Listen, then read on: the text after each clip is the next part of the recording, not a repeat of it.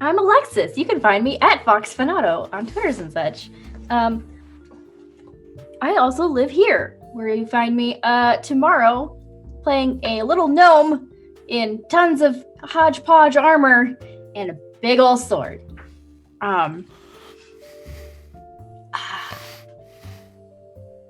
I'm going to be playing Darlene this evening, who uses she, her pronouns, as do I.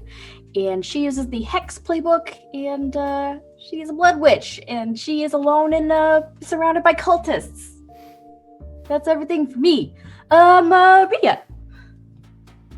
Hello, that is me.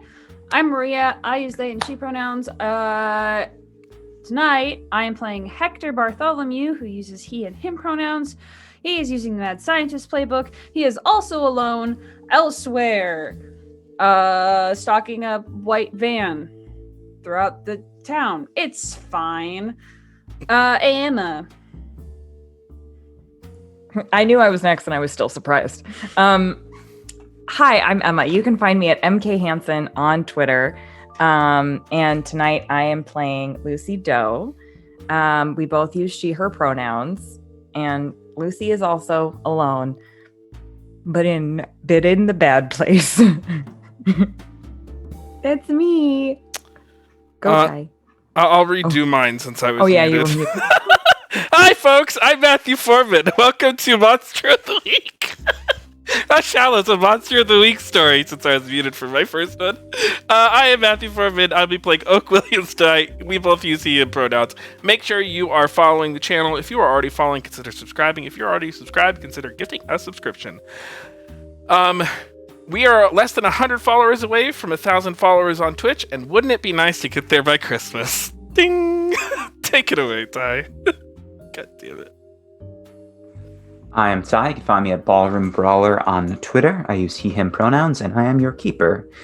This evening and all evenings here in Hush Hallows. Last week, on a slightly shorter episode of Hush Hallows, the hunters pretty much continued with what they were doing. Darlene continued some investigation into the Fellowship of the Hushed Hands, managed to interview 2 people that were already in the building. I got a little bit more information about them and the guide, Wentworth.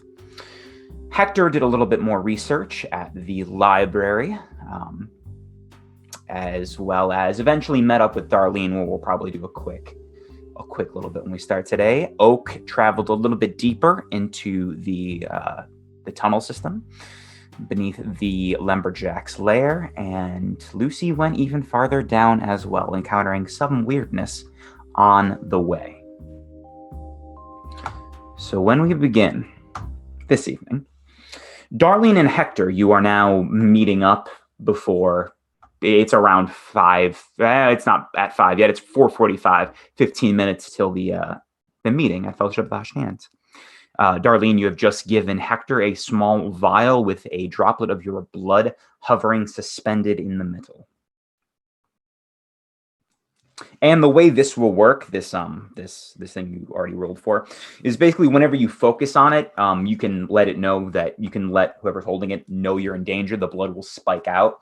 It doesn't work as a spider sense because it would, constantly be going off, and it would be useless.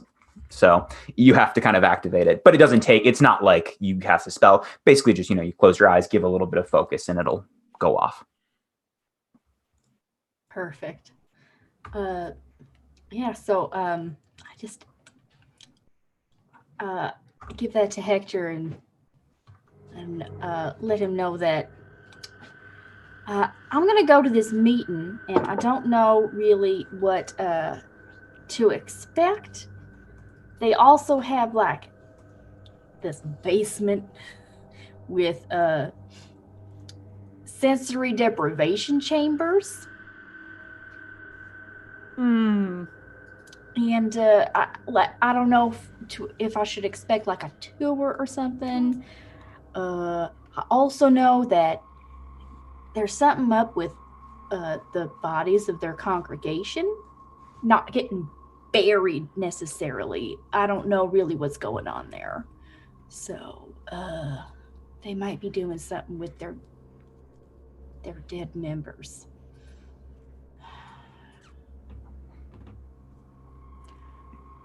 So I'm just not really sure what I'm walking into, and I want to make sure that there's a backup plan.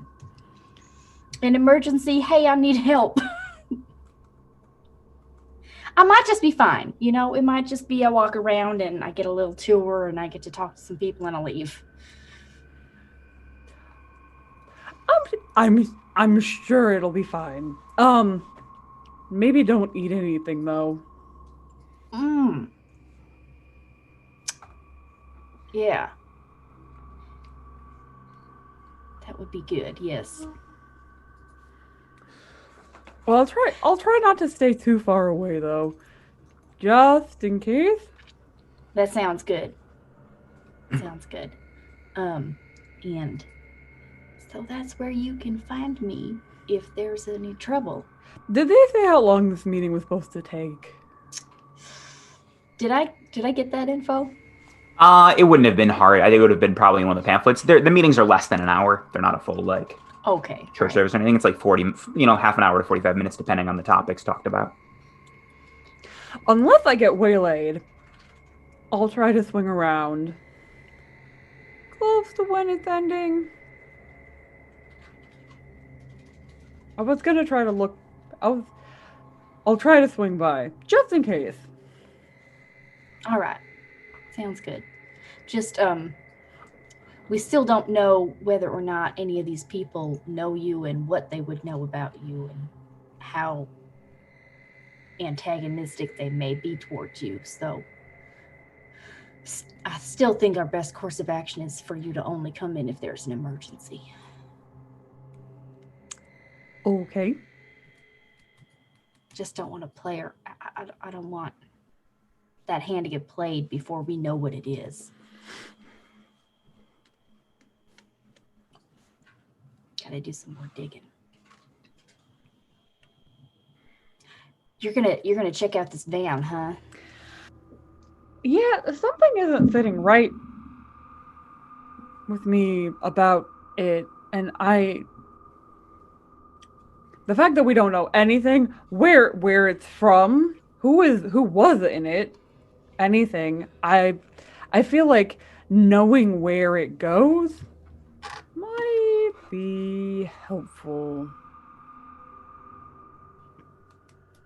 So I'm gonna try to do that. Okay, well, I don't plan on solo espionage or infiltration or anything. That I'm too old for that. aren't we all?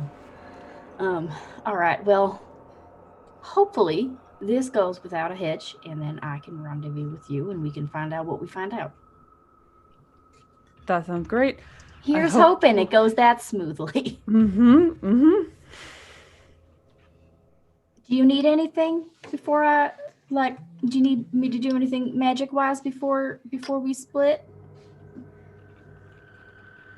But like what? Like the thing that you do with Lucy's Yeah, something like that. I don't know. I could Uh, enchant something so that you don't have to rely on a goo gun. I mean, And I like to imagine that they're having this conversation in a parking lot next to Hector's car.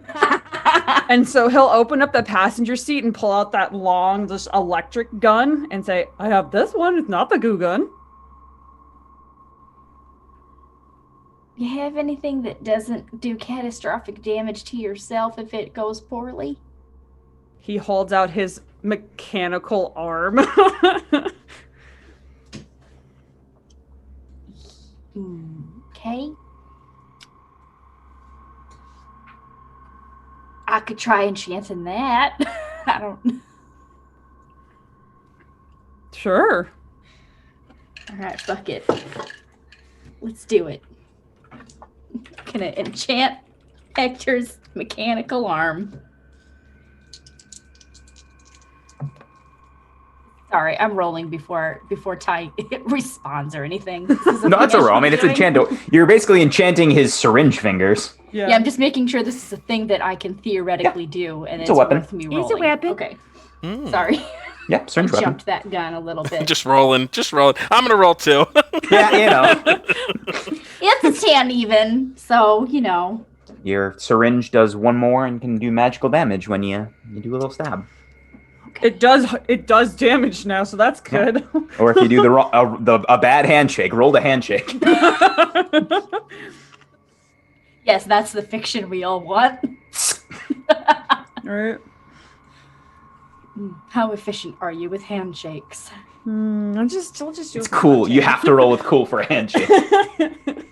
Yeah, you feel or see the effect of them. What does the magic look like when you enchant specifically this syringe arm?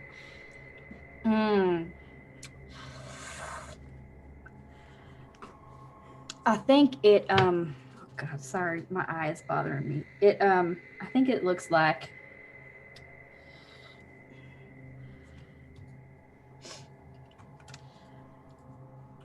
bits of it kind of glow white, like Darlene's eyes go white, and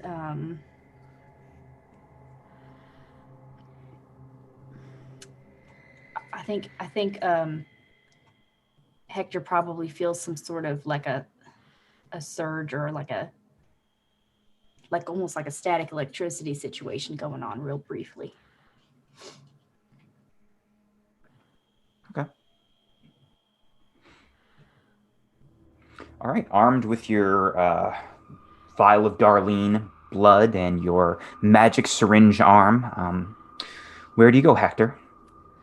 I'm going to start driving around town until I catch up with myself in the present.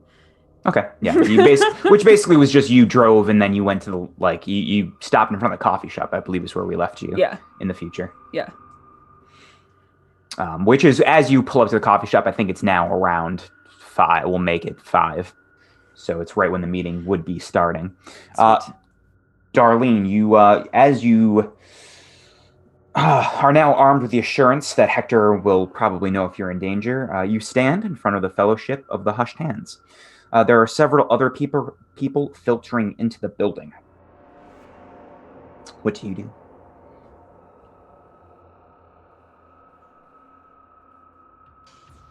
About how many people do I see generally entering? And it's not a crowd. It's just steady drizzle of people. You see maybe by the time you get there, are you getting there early? I mean, at earliest you get there 5-10 minutes before they started.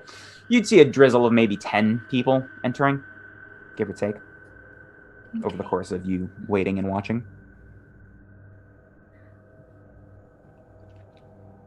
I think I'm making a show of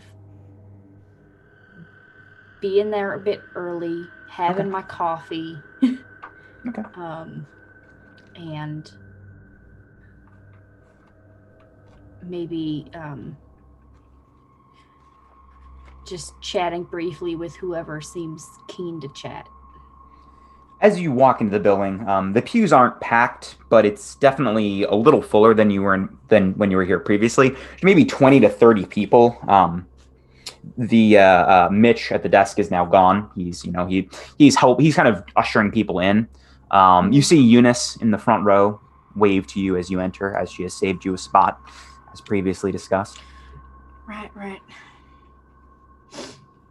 But you mill about, you drink your coffee, you chat with her, kind of make small talk with anyone else. And then you see a man begin to approach the desk at the front. He is masculine. He's a little on the shorter side. He's got fine white hair tied back in a ponytail. And he's wearing what are they called? A gator type mask, which is around his neck and pull up over his face, obscuring his nose and mouth. Wait, I'm sorry. He's got a what on? A neck gaiter. It's a type of mask. It's like a scarf, but you can pull it up as a mask. Right. And he's currently wearing that.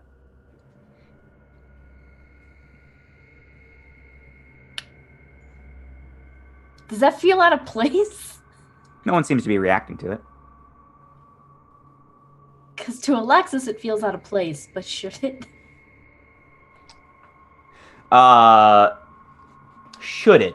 That's an interesting question. It's not a religious display I don't think you've seen before, but I mean, he's also wearing kind of loose. His entire outfit is a little odd. They're not quite robes, but they are kind of loose-fitting, baggy clothing, a shirt, pants, baggy and robe-like, but not robes.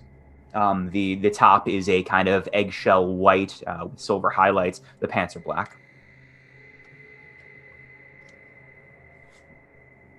Okay. Interesting.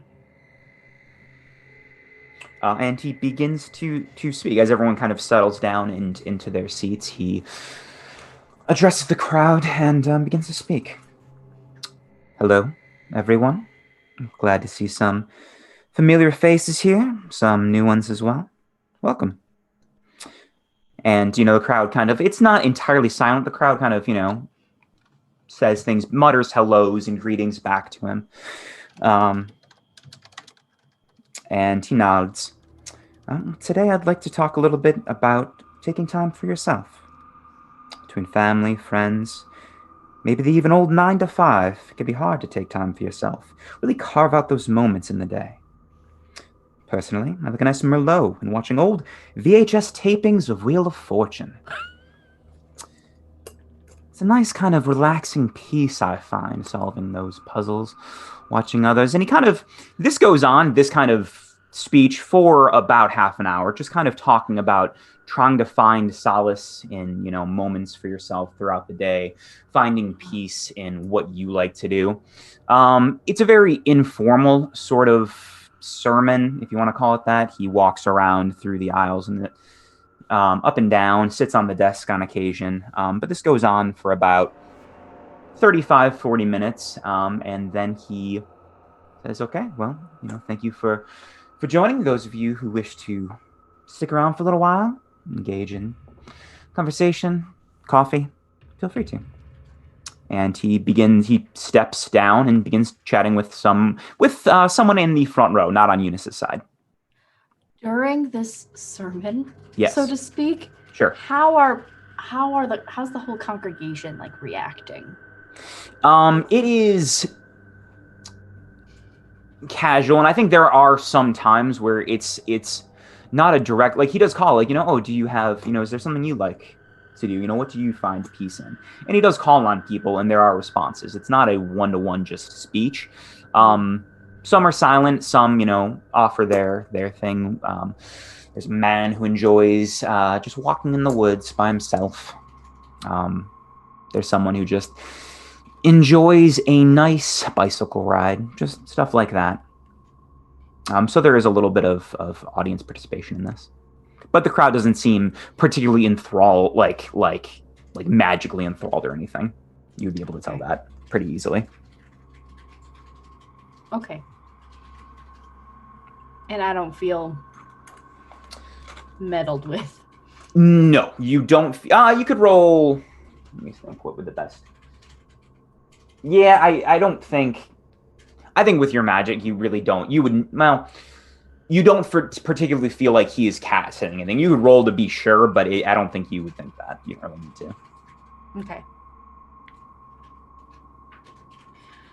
So, and he's invited people to stay and chat, have the after service. Yeah. Coffee, donuts, whatever. I will let you roll an investigate if you want to. What does that mean? Asking your question, I want to make sure you're not. You can roll investigate if you want to. I'll give you that. For what? For the question you asked me. It's a question adjacent to what you asked me. Wait, the one about am I being meddled with? Yes. Okay. Yeah, it's not. You're not, but you can still roll and investigate. Okay. All right. +1 forward because the last thing I did was magic. Okay. All right. Oh, okay. Well.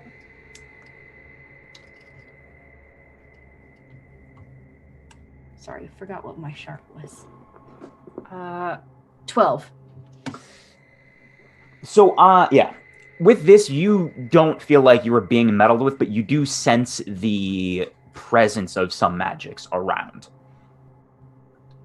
You're not being directly affected by a spell. I think you would, unless it was very, very high level magic, you would probably be able to recognize it in some form or another. You're not being directly affected, but there is magic present here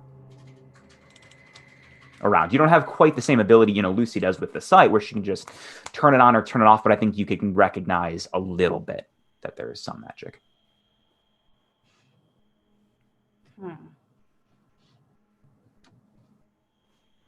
Okay. And yes, to answer your question afterward, it's kind of like after service, where he's just casually talking with people. People are mingling. There is like a small station for coffee and cookies, frosted sugar cookies.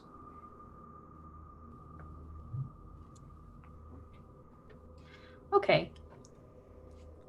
Did I get any sense of like where the magic is really originating?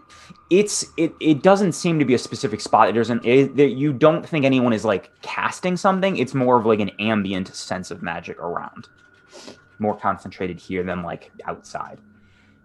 Like something is like something's consecrated, or yeah, it would be something along those lines. Yeah. Okay. Well, I guess Darlene will mill about. Okay. Yeah, you're just gonna kind of generally mill about for a little while and kind of just talk to people. Is that your plan? Yeah, I think she does want to talk to Wentworth, but she wants to see how quickly Wentworth approaches her. Okay. All right. You begin, there are some people that filter out, so it's maybe like down from 20 to 30 to closer to like 15, then closer to like 12. And you stay for a little while, kind of mill about. And as you do and people begin to filter out, we switch perspectives. Hektor. No, not Hektor, because you already told me what you're doing for this hour. Oak, you stand at your first marker in the caves. Icicles and all around the altered earth. What do you do?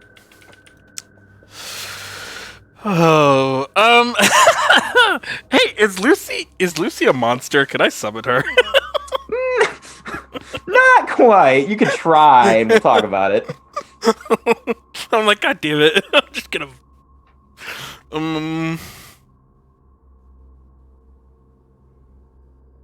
Well, it's into the world, not teleport. So you could certainly try that. That's true. That's true. Hey, for all I know, she's in another dimension. Mm-hmm. Do you know what? Oh God, no, that could be really bad. Actually, I'm thinking of like, what if I find something that like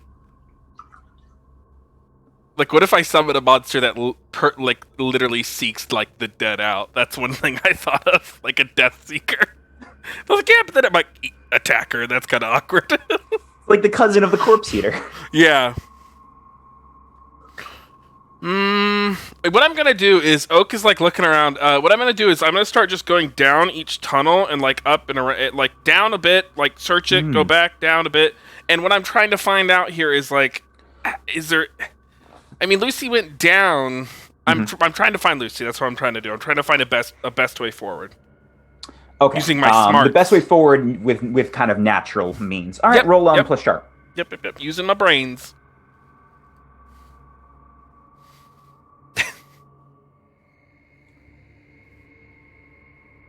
I don't have any plus ones. That's a miss. Fantastic. What? Okay, let me go. Goodbye, Lucy. Goodbye. I really tried really hard. I look real hard. Hold on. Well, that was my intent. There was read a bad situation. Not that it matters, but read a bad situation was my intent. Okay, that would have been fine. Either way, it's fine. Yeah, either way, it's fucked. Yeah, either way, it's a miss. You basically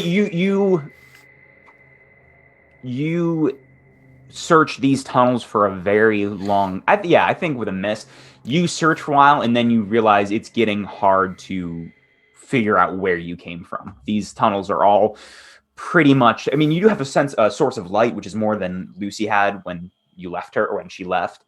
but it is getting very disorientating. Not just, there are odd sensations as you continue on, like the ones you felt before. You've seen your staff, turn multicolor. You've seen the light bend and shift. You felt the earth kind of around you pulse and breathe almost. Those same kind of feelings persist as you wander through for some amount of time, and you're not sure how long you've been down here, and you find yourself a little lost. And we switch perspectives further down to Lucy. Lucy, the unfamiliar weight of the halberd in your hands, acting as a guide as you poke your way through the unfamiliar and oppressive darkness. What do you do?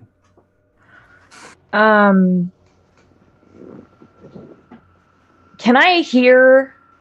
I don't know that he's near me at all. Did I hear anything in the tunnels? Nope. Okay. Do I hear anything in front of me in the tunnels? You walk for a little bit more. And you hear a strange rhythmic pulse echoing all around you. Like a heartbeat? Maybe. Similar to a heartbeat. Good. Bad. All over? Yeah, throughout it's echoing. You can't get a good beat on where it's coming from. Roll plus weird.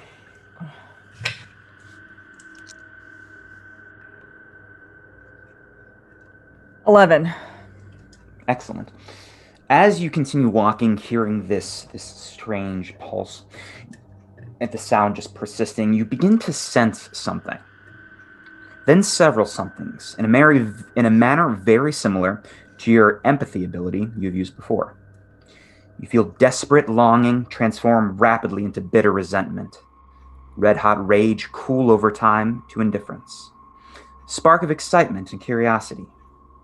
These feelings come at you all from different directions, overwhelming, as you begin to feel a sharp pain in your temples. Before suddenly it all stops as you hear a clink as your halberd connects with something hard and unusual in front of you. First I'm gonna stop and not do anything. Okay. Because I want to see if this clink is going to move, or if it's just solid, or if someone is behind it does something. You freeze in your spot, and it is dead silent now. You hear nothing. And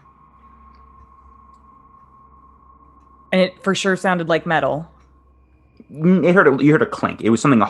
It was hard and a different surface. I wouldn't say necessarily metallic. Oh, okay.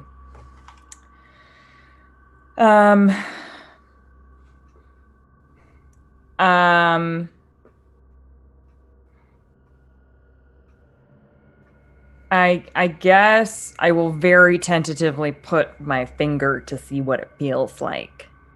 Okay. So you're walking closer to do that?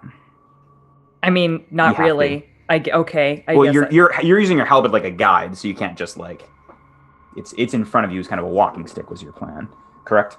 Yes. Session? Yeah. Yep. So you have to move a little bit closer to do it. As you walk forward, it is you put a finger to it and it feels slightly cold and smooth, but very solid. Like stone?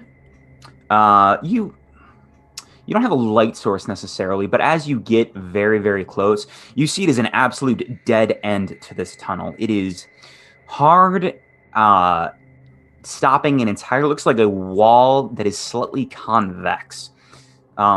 Wait, which way is convex? Convex is out. Okay. Convex. And when you get up really close, it looks like sort of marbled granite. Oh, no. Like a tomb of some sort, perhaps? A fancy one? I don't think you have enough to... here's what you... Well, I wouldn't say necessarily... It looks like... So right now it looks like a wall. It looks like a wall made of different material. I don't know if you can think it's a tomb, but there's nothing leading you to especially think that other than maybe the material. Okay. Well, then I'm going to backtrack and go back up the ramp I went down. Okay. I would like to go back up that. Okay. And she's going to kind of take a moment, and she hasn't been scared in a really long time, and she is starting to get very scared. Mhm. And she has a flashback to when she was alive and she was younger, and her mom looked at her before, when she was old enough to start riding the subway on her own, and she said, if you ever get lost, stay put and we will find you. So Lucy sits down on the ground and she's like, she's just going to wait there for a little while. Okay.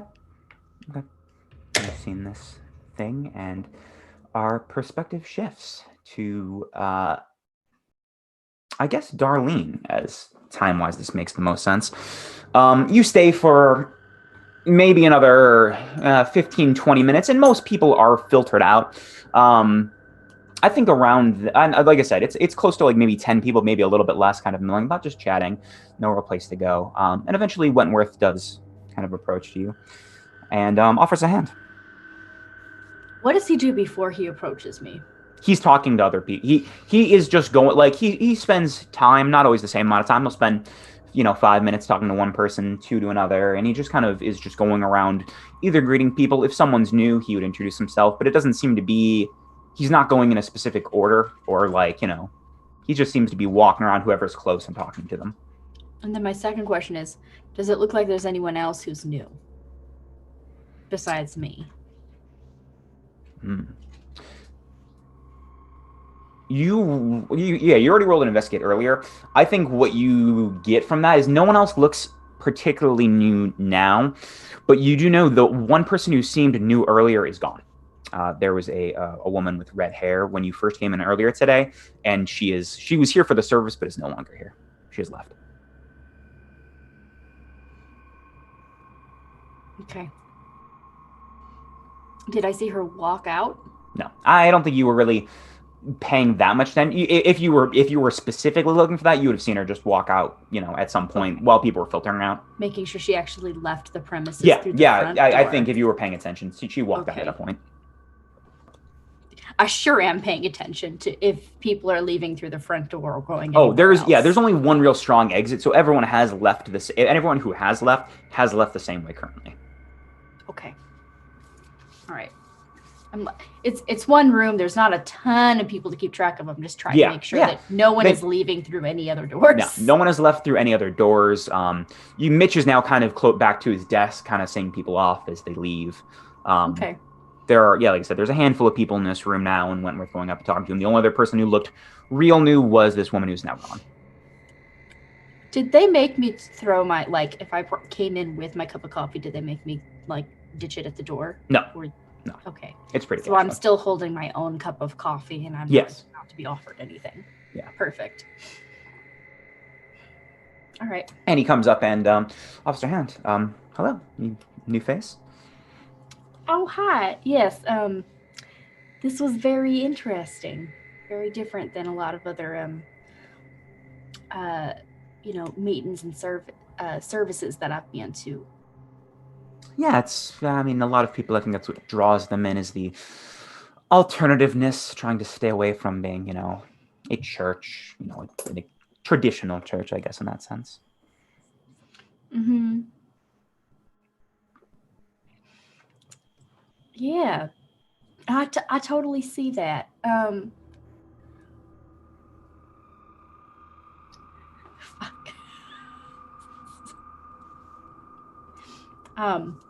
I need to not look at chat.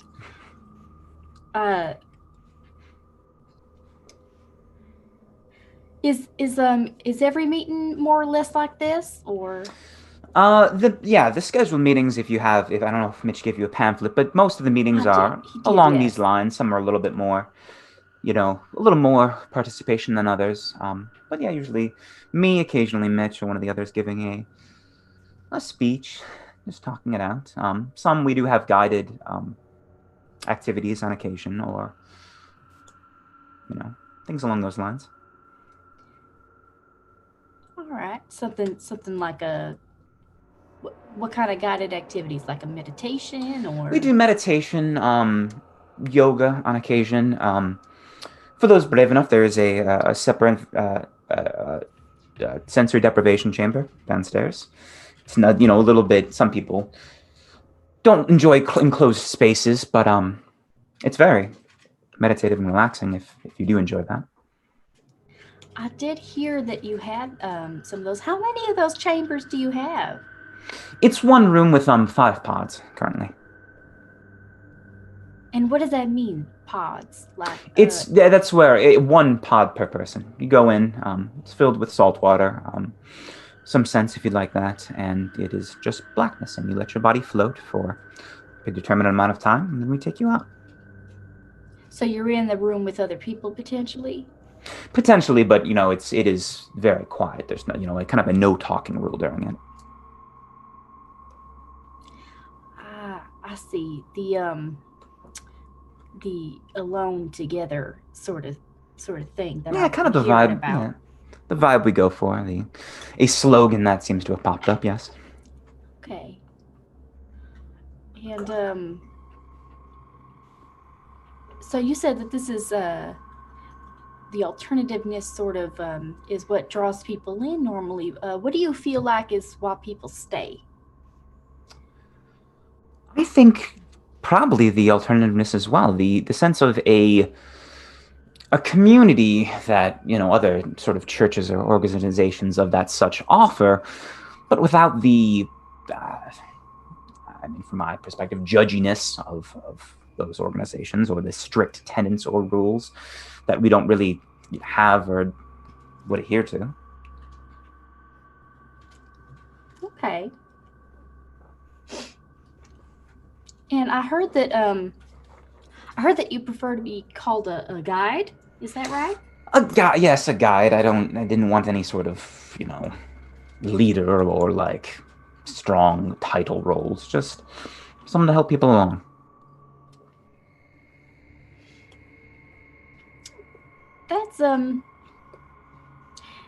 That's very different, but somehow comforting. That's quite a term that you have there. He kind of looks around to the buildings like, well, different and comforting is kind of, it's one of the things we're going for here. I see. And how is this more or less what the vision was when this place sort of started up? Were you here back when it was founded? Has it evolved much or changed, or was this more or less the original intention? I think the original intents of this were generally these tenets of finding peace and solitude, or solitude together. I think those ideas have always been present since I wasn't here when it very first opened, but shortly thereafter, yes, I became involved. What about you? What brings you to town? What brought you to our fine establishment? Oh, I sort of just, I go where the world takes me, if that makes any sense. I haven't been super tied down in a while. So a traveler perhaps looking to set down roots? Potentially. Yeah, I think I've just had a hard time finding a place that felt solid. I think people, you can talk to other members of the community. I think they can attest to it. We're a pretty solid place. We haven't, people who tend to throw in and stay here tend to stay. Some people try it out and it's not for them. That's okay too.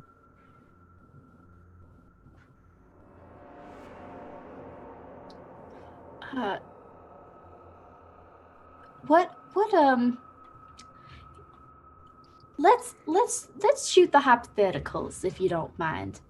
Sure. If I'm not taking you away from anything at the moment. Oh, and he kind of looks around, and there are still people milling about. No, we can sit down if you'd like, or if you'd like to come to my office, we could do that as well.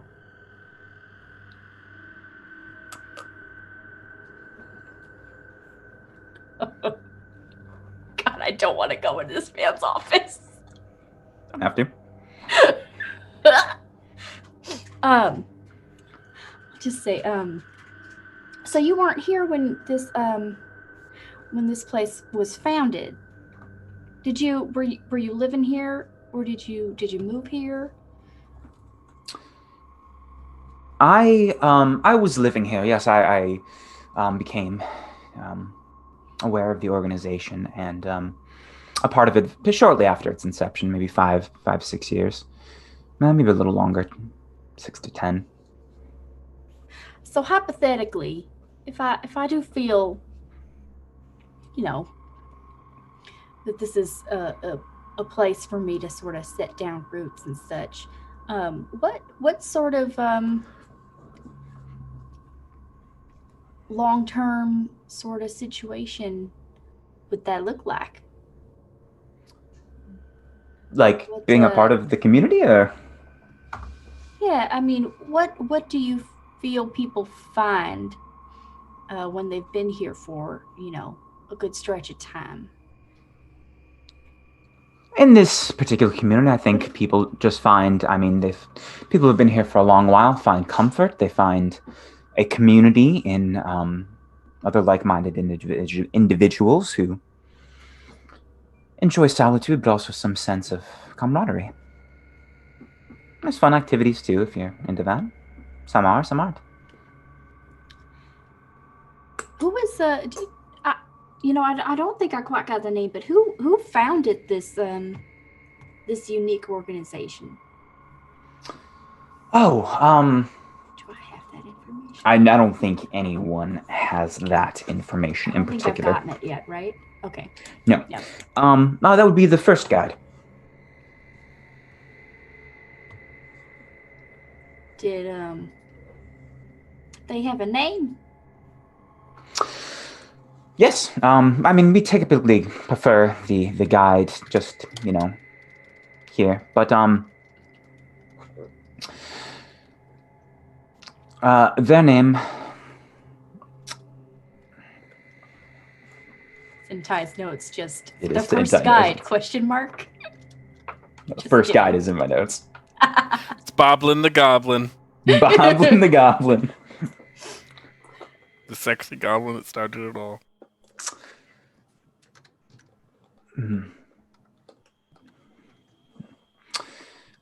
Inwood. That was their name.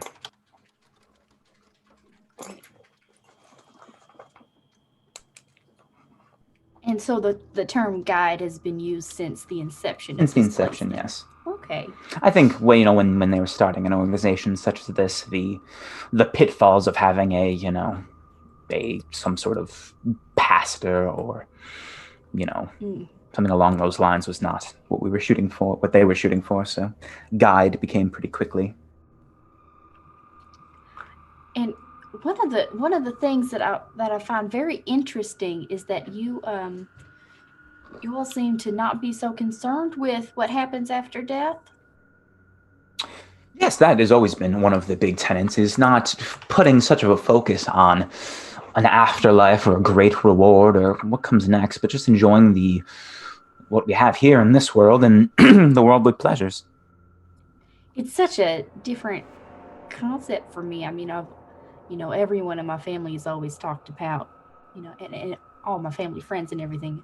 Everyone always talks about, getting to this place or the other, or,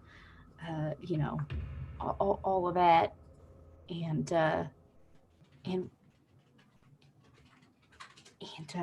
all the different plans that they have for their, burials, their funerals, their wakes, what different people want, a celebration, a mourning, that sort of thing. And it seems like y'all don't really have any concerns like that. What happens? I'm so sorry. It's just such a foreign concept to me. I'm sorry if this is prying too much, but what do you expect? What are your plans for when you eventually pass? What are my plans for when I eventually pass? He kind of pauses for a moment. Roll plus charm.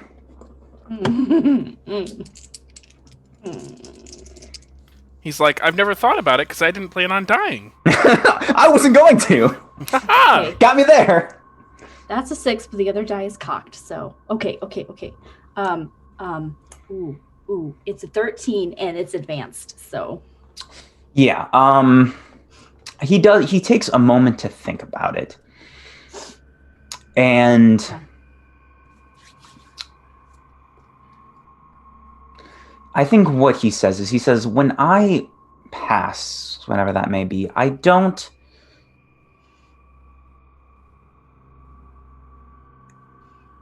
expect. Let me think how to phrase this.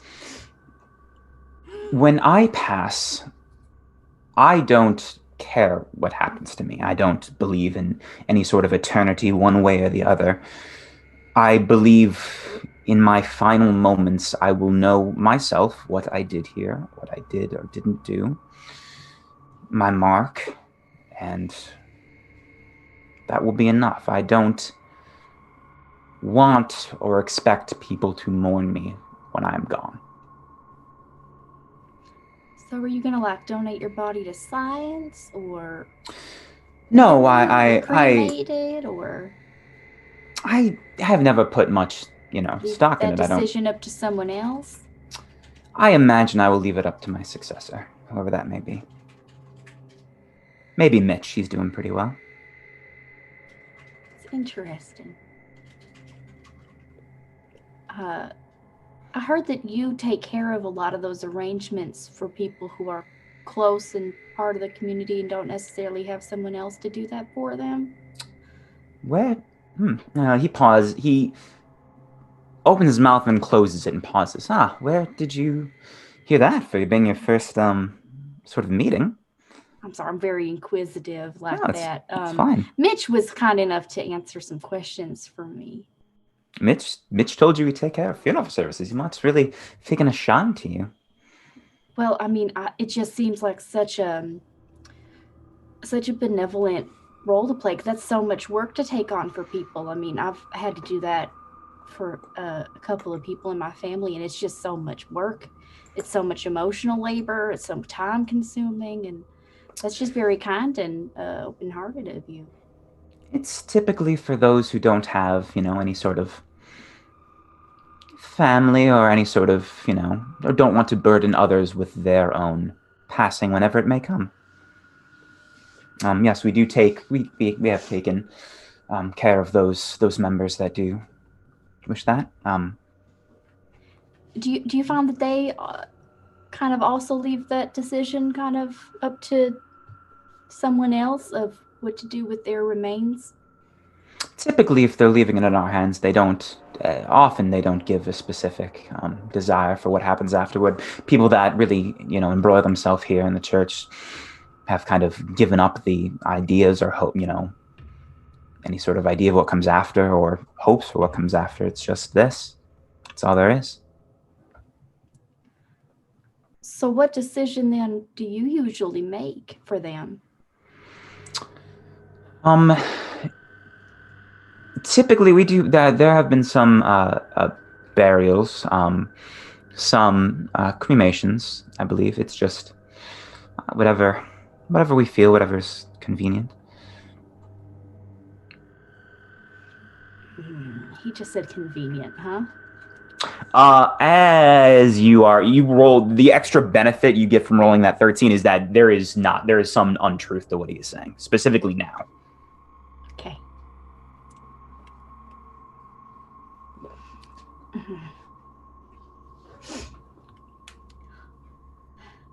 Well, like I said, that is just one. It's such a foreign concept for me, just trying to wrap my head around it. So I thank you for your patience in answering my questions. And again, that's just so generous of you to take on that responsibility and those for those people who don't really have other options.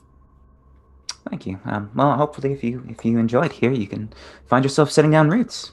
When is the next meeting? We have another one in 2 days. 2 days, 2 days. same time, 5 p.m. So that would be Friday 5. Okay. Do you normally have is it like a Monday, Wednesday, Friday situation? Wednesday, Friday, some Saturdays, some Sundays. It's not always, if and you have the pamphlet and on the back, I think you probably paged over.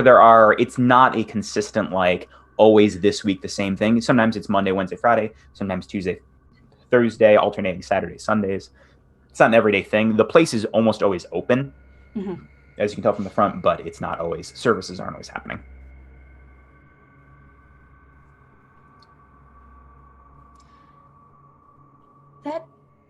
That's all very, very helpful. Thank you so much for your time. Oh, I have one more question. Yes.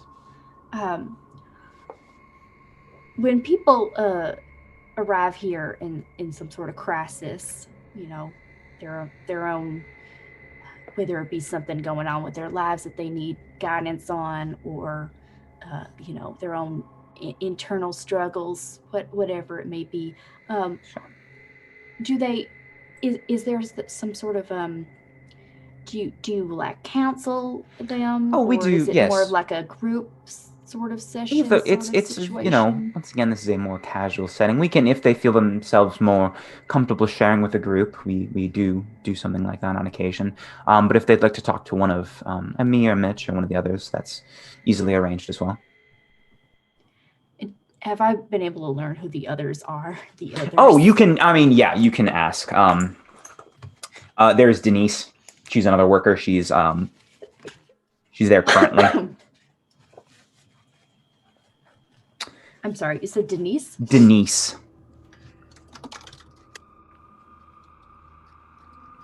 And Daryl. Those are the two other workers here currently.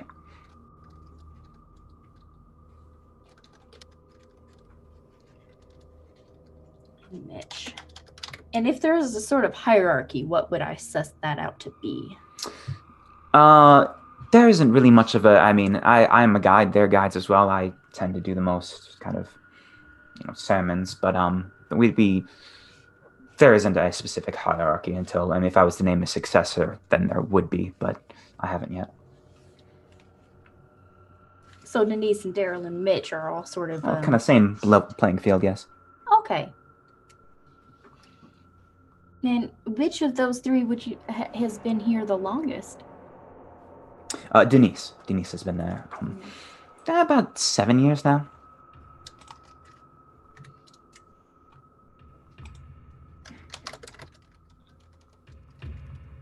Do these three people have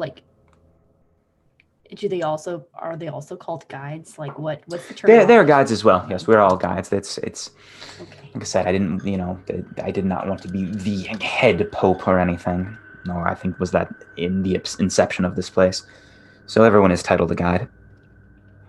But the head guide, so to speak, usually chooses a successor. Yes, typically, or if something unknown were to happen, someone would. I'm sure they could figure it out themselves. Okay. Interesting.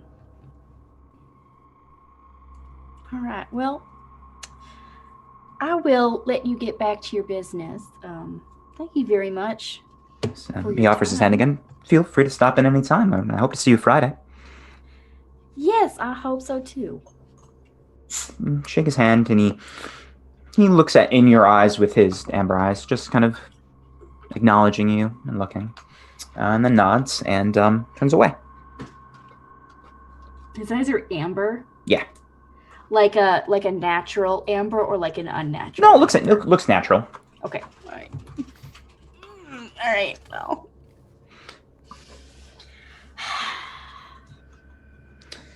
And you walk out. Is that your plan? You meet up with Hektor? Yeah, I'm more worried about Hektor with the van than I am about trying to get more information now. Okay. Yeah, you begin to. It's the thing lasted about 45 minutes, and you stayed for like 15, 20 minutes after. So now it's around 6:03. Hektor, what did you do during the hour?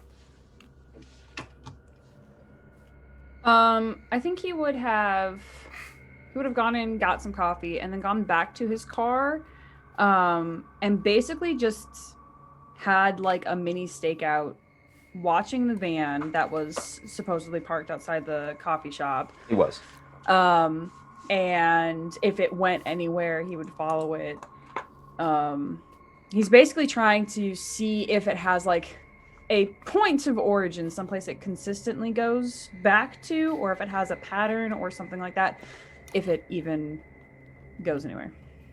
Yeah, around you do this around maybe a half an hour after the beginning of your stakeout, the van begins to move. Roll keep it cool to stake out this van well, or to trail this van well.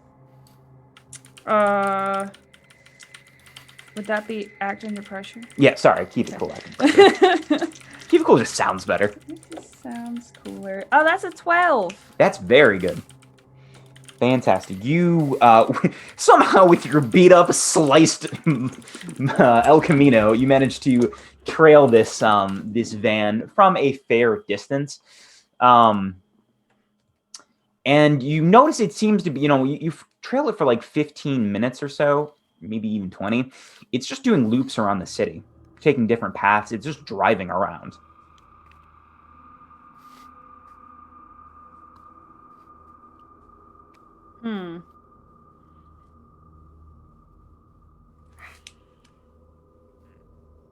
Does it stop at all, or is it just... Oh, shit. Yeah, give me a second. It drives for maybe closer to like half an hour. It's now getting close to 5:45. The same time Darlene would be around finish, maybe a little bit later. And you notice it's driving back to the library.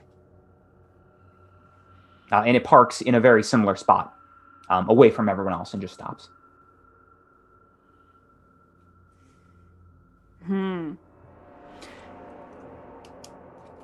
Did the driving patterns, did they seem to like circumvent the entire city as I know it, or it wasn't? It didn't seem like it was like a absolute. This is every single street on this city. It was more of just Right. a weird winding path without much rhyme or reason, just bobbing in random streets, just driving. Is there anything in the sky? No, it's dark. That's about it. There's nothing particular in the sky. I'm looking more for those drones. Oh, that were- no, you yeah. don't see one currently. But you see it pull up and park. Where are you? Do you follow it into the parking lot, or you see it pull off into the library parking lot and park in the same spot? You can see that from the street.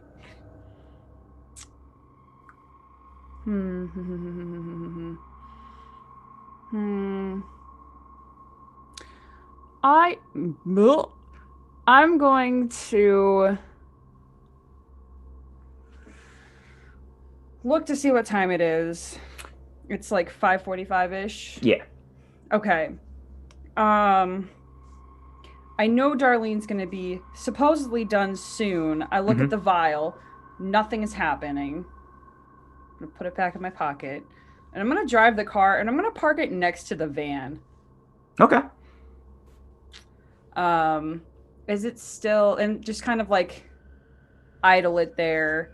Keep in mind, it's off on its own. It's not near... Yeah, it's off on its own. It's very clear. Okay.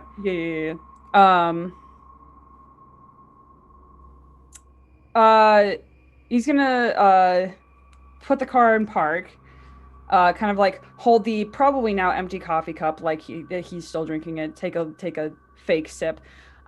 Is the window still like Tinted? Mm-hmm. Okay.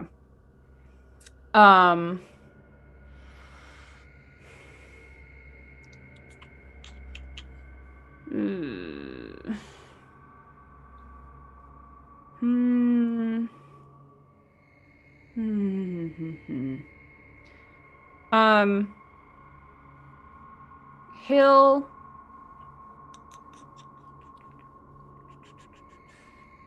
I think he'll get out. He'll make a show of like stretching, like he's tired. He'll get out of the car. And I think he'll start walking into the library. He's essentially trying to like prompt any kind of action at all. That's what his intent is. Whether it works, it's whatever. But Sure. he's going to go back into the library and see if anything changes. Keep an eye on that situation. Are you keeping an eye on? What are you keeping an eye on specifically during this? Are you like, and how close an eye? Are you like back? Are you like looking over your shoulder the entire time? Are you parking yourself in the library so you can clearly get it? Like, what? How intense are you in this viewing? I want to see people. I want to see I want to try to get any sort of details of individuals or something that can lead us to whoever is in this weird void car, or whoever is something that can lead us to who is in charge of this weird traveling void circus. Yeah. Okay. Yeah. Sure. Roll plus sharp.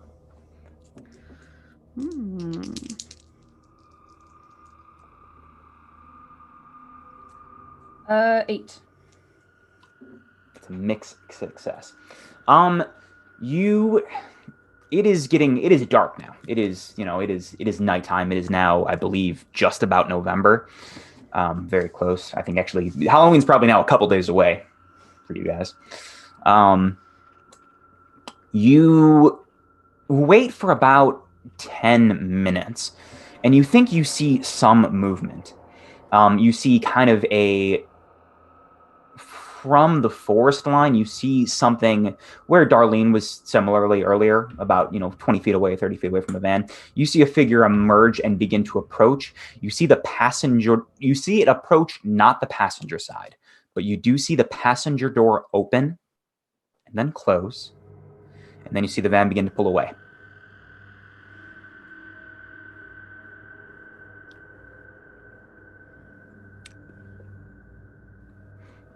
Did I see anyone go in or out of the passenger side door? No, you saw the passenger side door briefly open and close, and you saw the whatever figure there was move to the driver's side.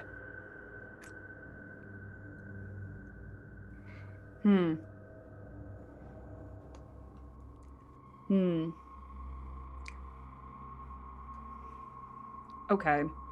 I'll actually wait for them to go off a little bit. Mm-hmm.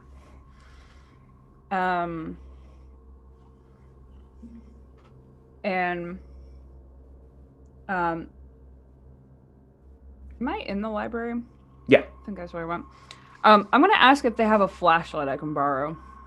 Oh, a flash. We have a bathroom key. A flashlight.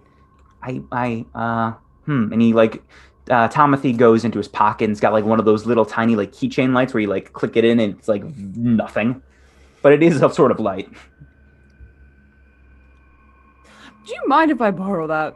Oh yeah, I mean, as long as you give it back. I got out of one of those claw machines, like a 25-cent ones. And there's a tiny logo of a barracuda on it.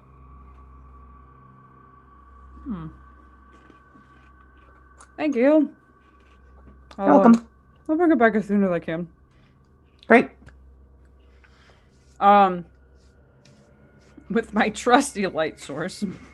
Yep. I'm gonna go out. I want to go to and kind of look around in the woods, because this is the second time something or someone has come from those woods. And the only thing we saw there was a weird drone. So okay, you go back out to the woods. There is this, as you know, especially from being in this town before, the woods encircle this entire town.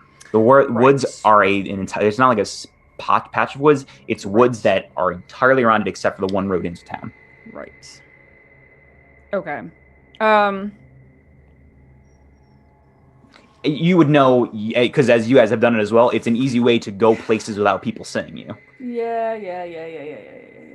That's true. Okay. Well, I think there's a moment of Hektor with this tiny flashlight just standing on like the forest edge and it doing nothing, and him being like, maybe in the morning. And then we'll go back to his car. As you walk back to the car, there are 2 bullet holes in your driver's side tire. And you have a flat.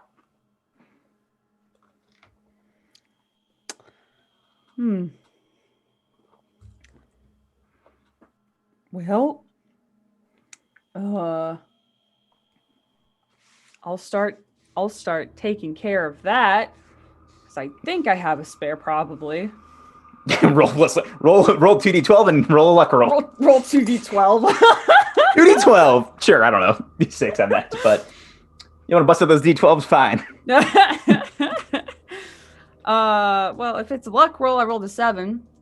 Yeah, that makes it higher than a 6. So yeah, you have a spare tire. Cool. I'll start. Might be old, but sure. Okay, it's not flat. No, it's not flat.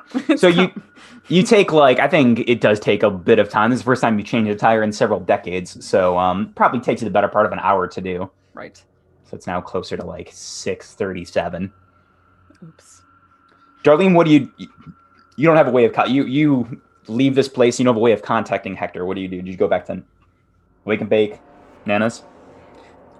Where do you head?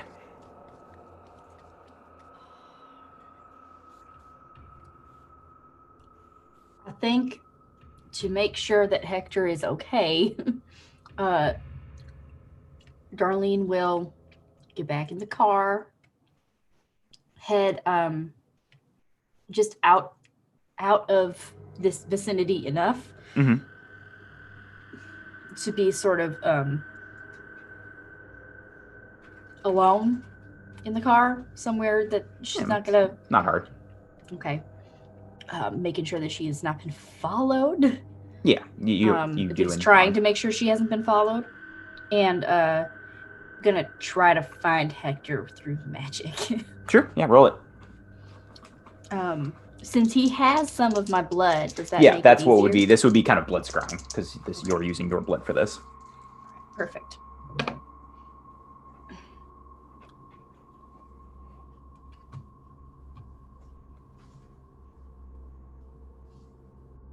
Right. No one forward. Okay, so 12 even. And that's advanced too. So what this happens is you feel like as you are getting close to finishing the tire, Hektor, or at least midway through, you feel a slight vibration in your pocket where the vial is, and you pull it out and you see you still see the droplet of blood, but there is a reflection of Darlene's eye in it.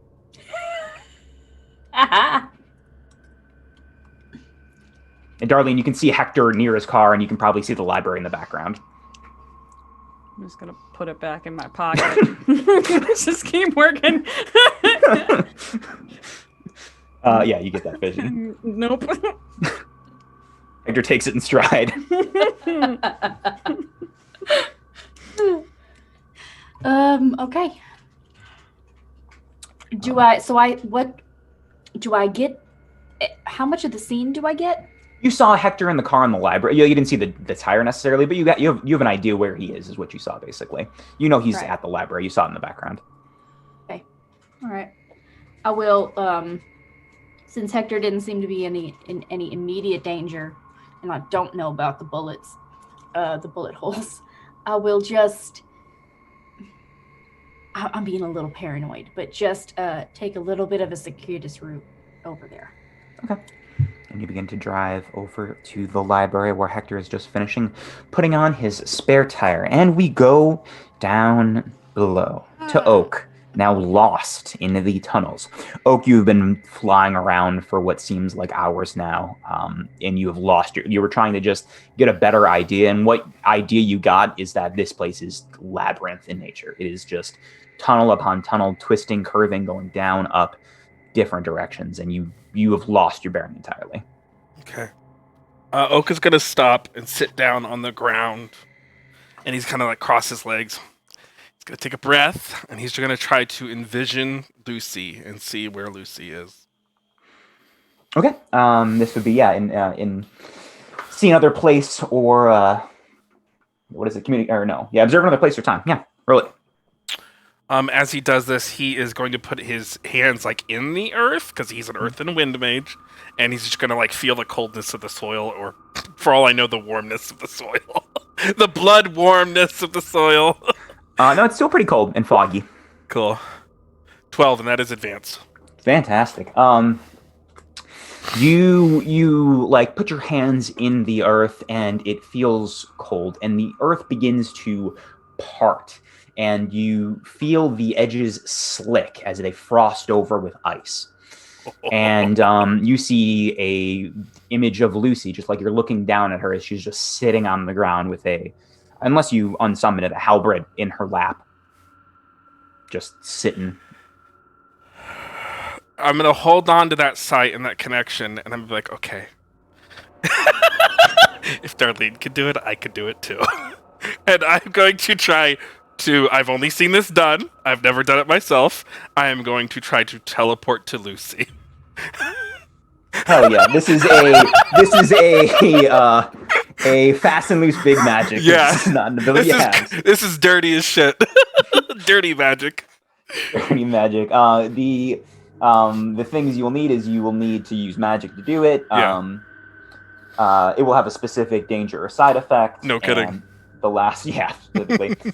And the last thing is that, you'll find out. It needs, well, you're fine. I have an idea. Sure. I was gonna take my sea salt lamp and I was gonna shatter it as part of the power. Sure, you can absolutely do that. And I'm gonna say, light that's guided me, shadows. The light that has guided me, or the shadows of the light that has guided me, bring me to death. Shatter it. I get a +1 to this because I got that feature from Spellslinger. 15! That is excellent. An excellent big magic. Okay. So here is what happens. You feel this tunnel elongate and stretch, and Lucy can't see you as you see this just extend forever. And you feel yourself being pulled down as the sea salt lamp shatters and the crystals begin to float and then crystallize and become cold and attached all along the sides of this tunnel, now sharp with icicles and earth as you just shoot your way down, narrowly missing any of this harm. And as you begin to just plummet down, Lucy, now you see a slight light above you. And as you look up, you see just the shadow of a figure just hurling itself towards you. Like right above me? Coming at a slight angle. Like this. She's gonna scooch to the side so nothing happens. And actually, I think by this point, she had started crying. So there's just like smoke everywhere because she doesn't actually have any fluids in her body. So it's just smoky and she's just moving to the side like, I guess this is happening. I don't know what that is, but here we are.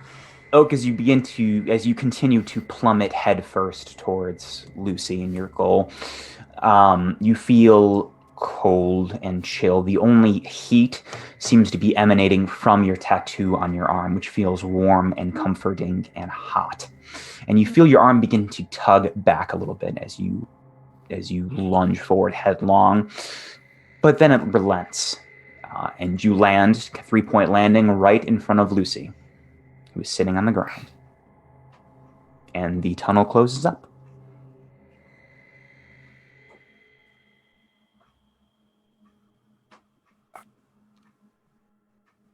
Did you do that?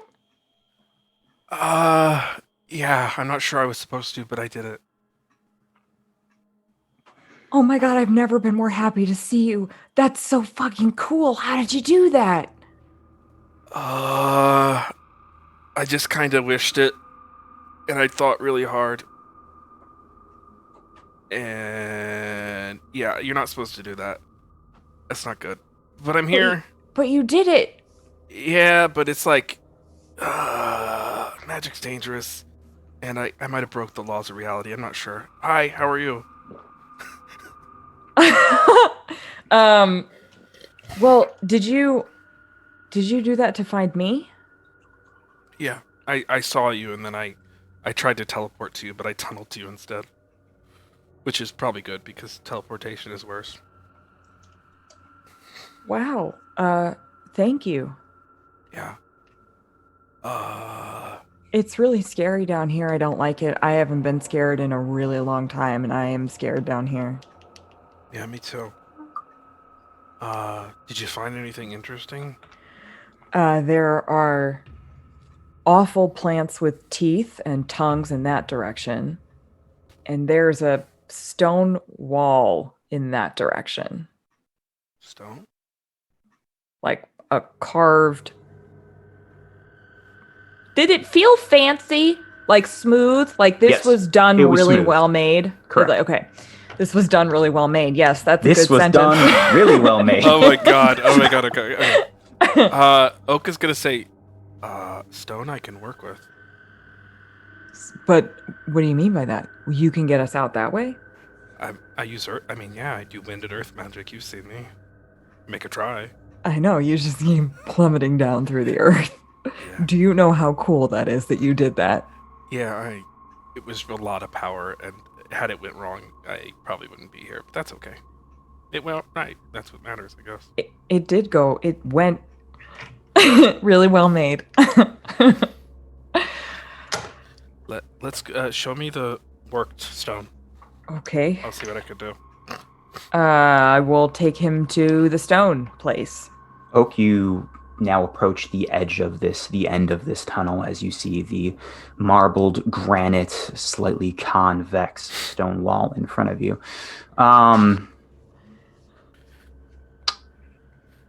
What are Oak's thoughts? So my idea here is I've got Earth Wall and Earth Blast.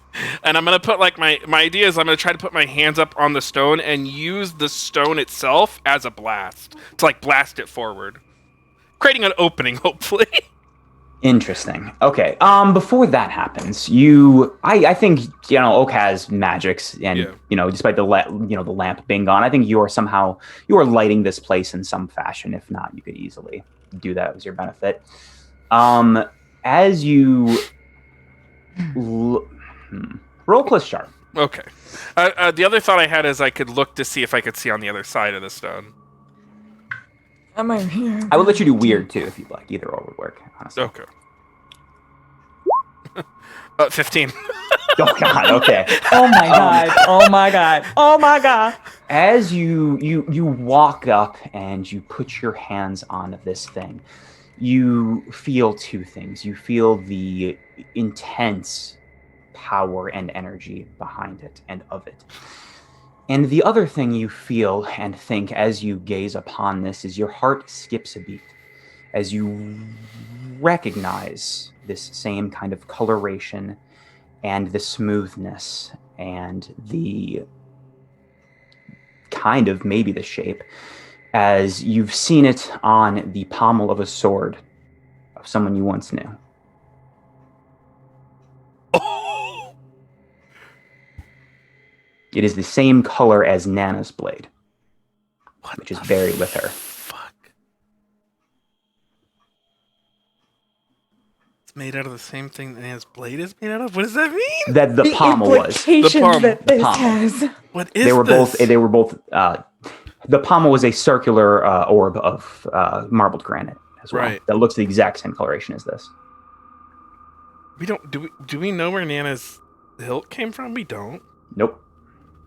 And I think as you're reliving this memory, as you realize this, you are reliving the memory as you stood over her body and looked to the gun, and you heard her words that the sword might be useful.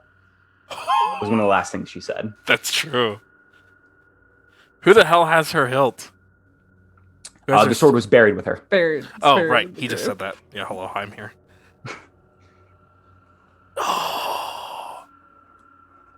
Oh. Okay. Well, we need to get that sword. Okay, so I will communicate all this to Lucy. Like, as I'm touching the stone, this is a show. People are supposed to be watching. This is a show, all right. I'm gonna put my hands on the stone and be like, it's connected to Nana. This is the same stuff that made her the hilt. That marble, that like sphere. It's buried with her. Before she died, and I take my hands away, she said that sword could be helpful. We need that sword. What does that mean? God, I don't know. Oh my god. This game. What do I do? Oh, I don't want to try use magic for anything else. I'm terrified. What do we Wait, can you go through this, Lucy? This stone? Wait, maybe you shouldn't try that. Okay, so I just want to remind us what happened the last time that I Yeah. walked through something connected to Nana. Right, yeah. Or the last 3 times. Hi, please. Also, Eli, thank you for subscribing for 9 months. Thank you very much. Hope you're well. Oh, Eli. Oh, what do we do? Okay, so I'm gonna say to Lucy,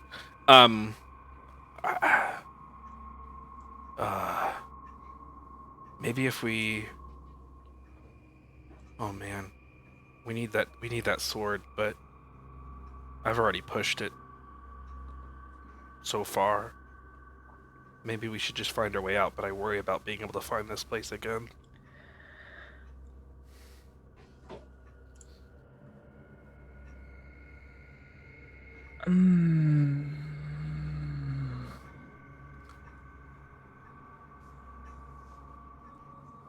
I don't have anything to help with that. Can you leave yourself a mark here that only you would be able to find? Yeah, I can even do better. I can leave a mark and I can bleed. Exactly, I can bleed on it. We got 2 chances to find it. Are you sure you want to do that? Do you want me to do it? No, I'll do it. I know that these tunnels are scary, and the tree and everything and all of it is really terrifying, but the Earth is mine. It's always been mine. I control the Earth. That's a really lovely sentiment. And I have to believe that. If we're gonna make it out of here alive, it has to be true. So I'm gonna create like a stalagmite, which is the floor version, because you might trip over them, and I'm gonna cut my hand on it. Okay. You cut your hand, take 1 harm, ignore armor, as you bleed over this stalagmite. Just kind of the blood cascading down, marking this place. Cool. And then I guess I would say let's try to get out of here. Right? Yeah, I mean, I don't think we got to try something. Okay, and you guys are going to begin walking in reverse, just trying to find your way out? Yeah, I'm not gonna try the crazy tunneling thing again. Sure, absolutely. Yeah, you guys begin making your way in reverse, trying to hope to find a way out. Hektor and Darlene, you've reconvened in the parking lot of the library. I would recount the strangeness of why one tire now is different of my car.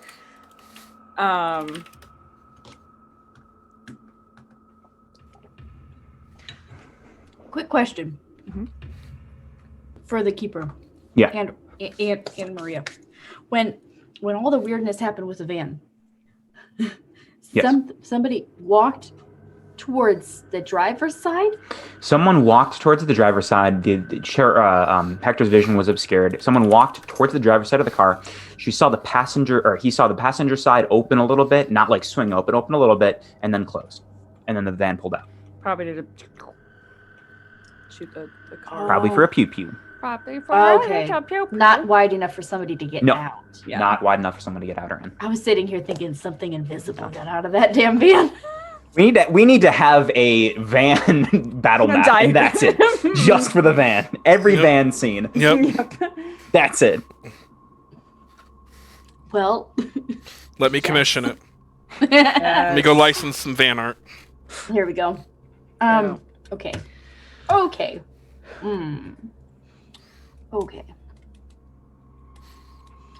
And when I approached, was the van still here? Nope, Or did gone. It It was left already right gone. after that. Okay. Yeah. You came when Hektor was, even when you did your vision, Hektor was fixing the tire. Okay. All right. But you're okay then, yeah? Yeah. Where were you when this happened? Inside. Oh.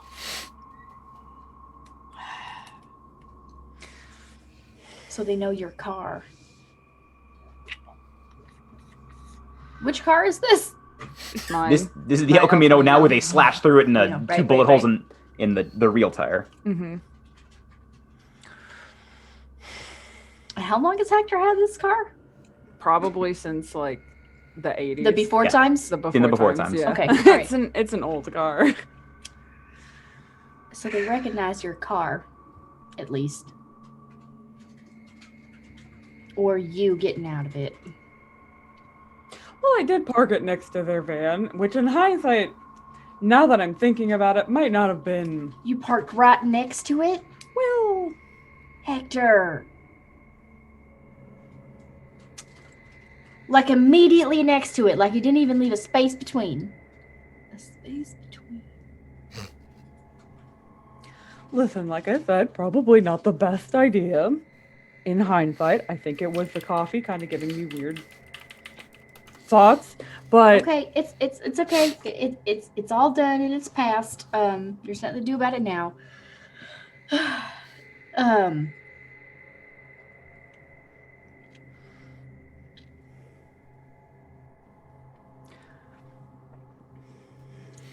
They care about where they are now. They didn't want you to follow.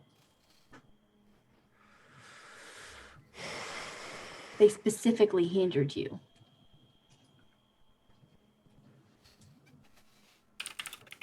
That tells us plenty. They know who you are, or at least they consider you an antagonist, well, I was following them and for a they bit. do not want to be followed. Right. Where they're headed now matters.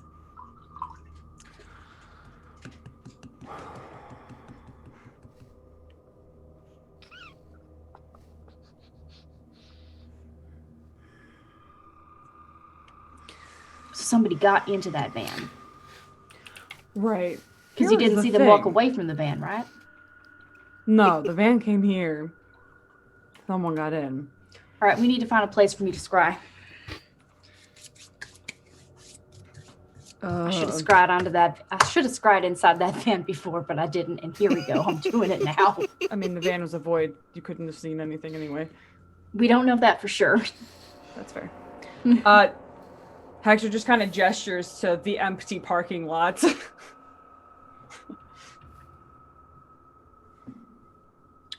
Get in the back of my car if you want. Feels a little too exposed. I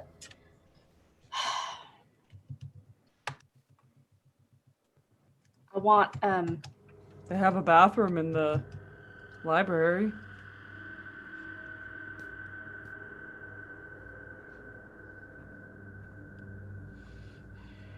yeah, I don't want to wait, but I don't want to do it here. So we have to figure out, do we want to do this fast or do we want to do this safely? I think fast. Let's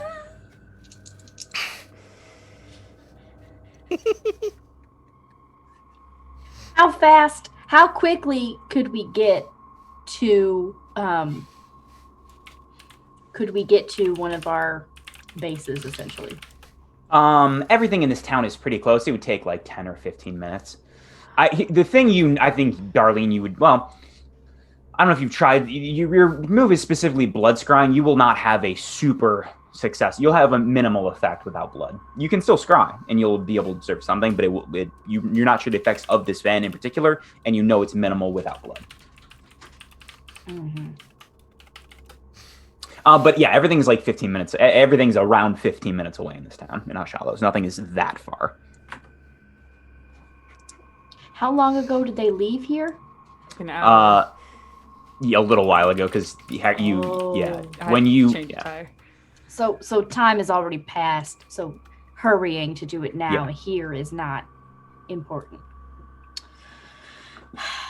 Okay, well, I guess I'll help Hector with the car however I can, and then Yeah, with telekinesis, you put on the last lug nut and Yep. give it a little extra tighten, and you both drive. Well, yeah, you both drive back to whatever base you want to, Nana's or Lake and Bake. I'll go back to Nana's, I think. Yeah, okay. probably. You both head back, and it's now it is later. It's around 7 p.m. give or take. Oak and Lucy, what are you doing other than just walk? Roll a luck roll to get out of the tunnels. That's your plan, is just to walk. 2d6. Okay, here's where I am. In the tunnels. I've tried mundane. It's not really working. Okay. You can roll. Like I said, you can roll for it. It's not It's a impossible. luck roll. No, thank you.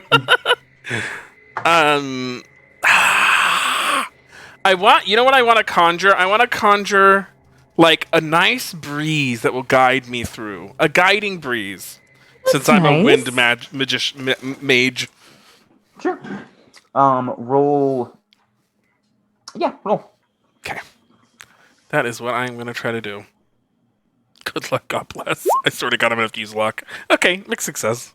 Mixed success. What a glitch. Oh, sorry, 10. I had a +1 forward. Oh, good. No glitch. Yeah. Yeah, well, mostly no glitch. What happens is you have this this guiding breeze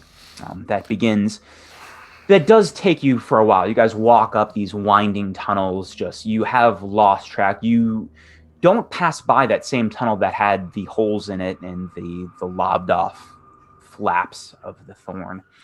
You don't make your way past that one. You walk for what seems like maybe hours, and then you feel heat. You feel heat from the breeze on the air. You see the same that the first branching four path. You see your icicles again, that marked the entrance. Yeah. And you feel the heat, and I think with your full success, you feel it increasing, and you manage to grab Lucy and pull her down as the guiding breeze ignites into flame above you.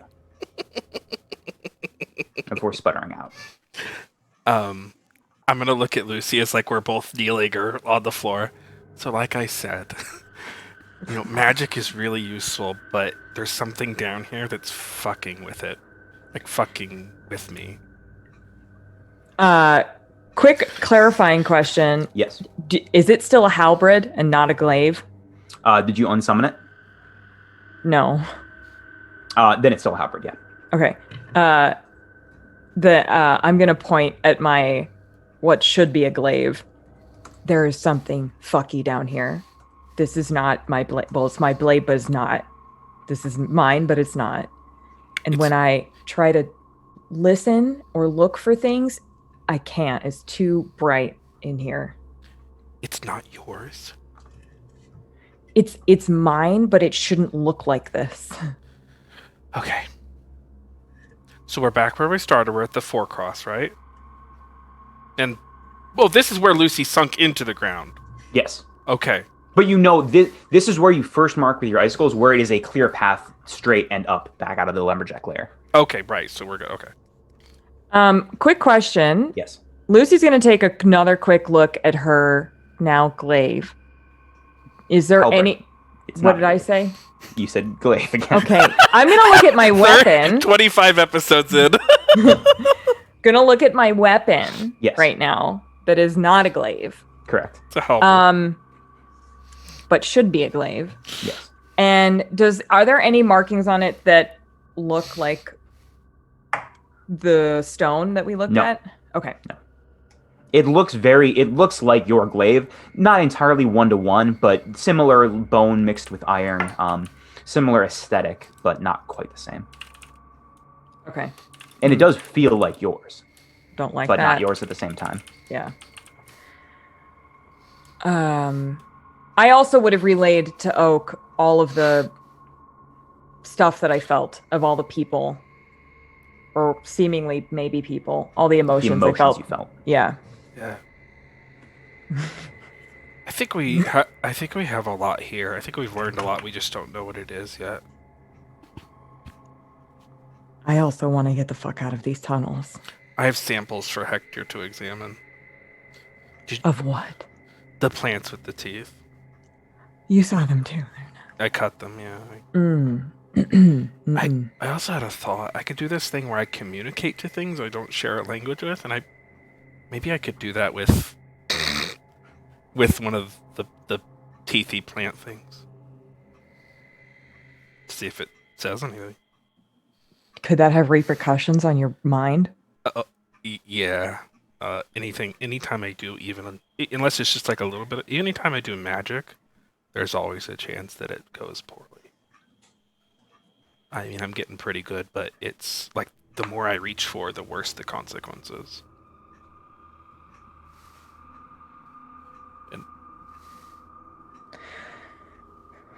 I mean, I guess it's worth a shot. That's entirely up to you. But I could get lost again finding those things, right? Yeah. Oh, no, we should not do it now. Yeah. Not now. But it was an idea. Let's just get out of here, Lucy. Let's go. We did enough. Yeah. As you exit through the lumberjack's lair, it is dead outside. It is cold and dark, and the moon is up, and it is far, far later than when you entered this place. How do I feel in the cold? Natural. You feel good.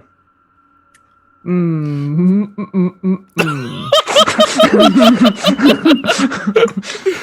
gonna turn to Lucy and I say, "It's kind of warm out." Well, it's always cold for me, so that's good. I'm glad that you're comfortable. There's this like ice thing that's happening to me. Which Lucy would be immediately aware of since she was almost stabbed by it. Yeah. I'm becoming like her.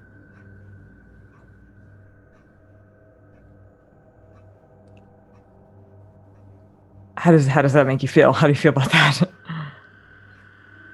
Makes me feel like I want to cut off this part of my arm. Is that really the only option? Yeah. Yeah. This tattoo was, I mean, how can I say this? In some respects, I learned magic in a trial of blood and fire. And I think that's the only way to get this thing off, because it's connected to all of that.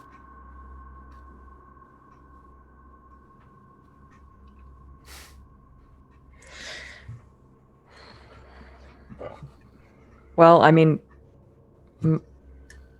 my friend is getting you the blade, so I guess we'll have it. Yeah. Anyway, let's go home. You hungry? No. Okay. And you drive back with in the hearse. As you flip it on, it's now 9:30 p.m. You've spent the better part of 10 hours in these tunnels, give or take. How long? 10 hours. Actually, I am very hungry. Okie dokie. I mean, Oak doesn't eat a lot, but after all that. And you guys drive back to Nana's, where the El Camino is parked. You notice a spare on the front driver's side tire. Could we pick up takeout on the way? Yeah, sure. That was why I was asking. Oh, sure. Yeah, you pick up takeout on the way. What's the restaurant called? Emma? Me? No, this is Matthew's All right, food. It's either so there are two kinds of restaurants in towns this size: diner and Chinese. Oh, come on. What's a good Chinese name that's like really creepy? It's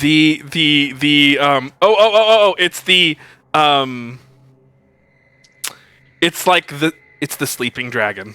The sleeping dragon. Perfect. Fantastic. Absolutely The excellent. sleeping dragon. 100%. Oh yeah. What do you order?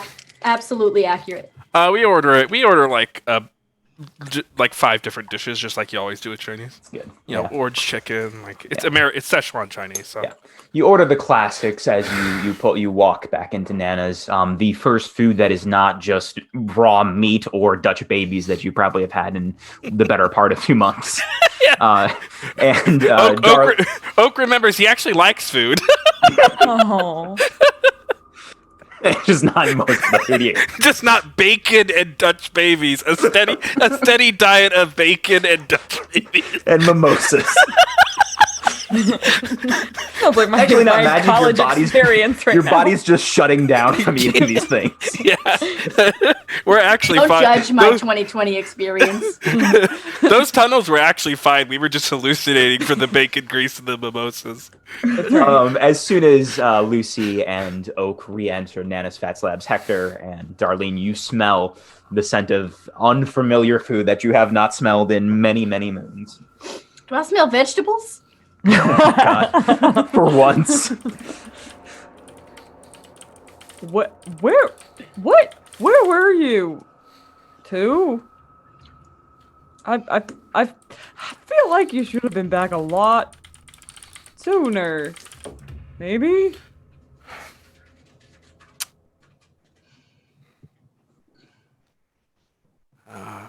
We were in the tunnels beneath the city. Matthew, if you're talking, you are muted. How did I mute myself? 1 second. Oh, I'm muted? You You weren't. were. I You're not guess. anymore. You might have you just were been quiet enough for the quiet. gate.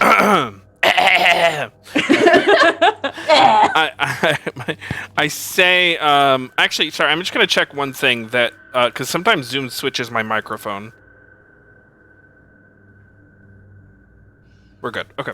I'm going to say we were in the tunnels beneath the city. The whole time? Sit down, children, and we shall weave ye a tale. Yeah. It's not fun. Hector slides into one of the booths. And, we'll explain everything. Yeah, you With relay all the With the information. long shot being there are countless of them. It's all bad. Ice, everything. And It's real bad. including, and then I'll finally get to at the end, I'll talk about Nana's sword. We need that sword. I will in turn fill them in on the things that I learned. Especially the fact that we don't know where the bodies are going of people in this congregation. And that Wentworth lied to my face about it. Well, of course he's going to lie to you. He's a cult leader. Right, I'm just saying that that's obviously important if he's lying about it. You should explain to him that if there's just one person in charge and they choose their successor, that's a hierarchy. And it's called an autocracy. Yeah, well, we'll get there. I'll probably go back on Friday. Not to be confused with an artocracy. What's the difference? One is nationalism.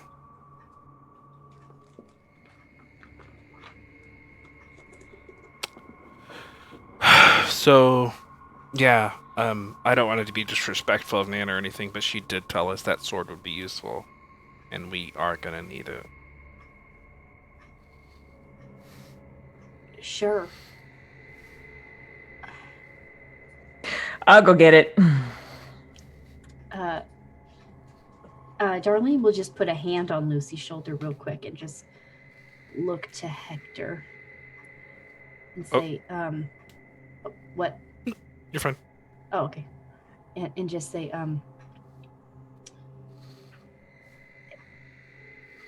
Hector, are you okay with that?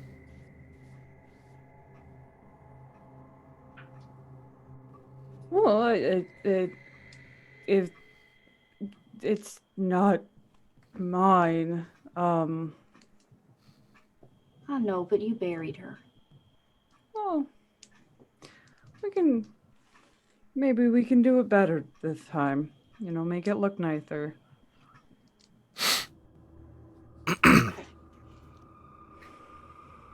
I'll help you, Lucy.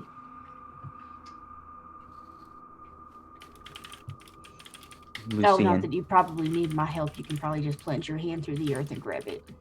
Well, I'm not a heathen. I'll do it nicely. Okay. Okay. Lucy and Darlene walk to the back of Nana's Fat Slabs, where the two the one marked and the one unmarked grave are. I'm moving earth with telekinesis for sure. Lucy, do you just take a shovel? What do you do? Yeah, I'll probably take a shovel from somewhere if there's a shovel that exists around here. Yeah, you've dug graves before as a team. For sure. And as a young lass. Well, I mean, in this campaign, because I know we brought up the fact that Chris's character is a grave digger professionally. Yeah. I have not de-summoned my glaive yet. Does it still look like... I know, but it's technically a glaive. Does it still look like a halberd? Yeah, nothing's changed. Okay. I will have relayed that to the group too, but I'm gonna... They might be able to see it with you just holding this giant thing around, like weirdly positioned in the car as you drove. This is not mine. Thank you, Chris, for the gifted sub. Thank you, Chris. I am going to de-summon it and then bring it back. It is your glaive again, as you do. It's fucky down there, Darlene. It's fucky. She says as she's like shuffling dirt. Do you have any idea where in the city you were at that point with the marble? Oak marked it.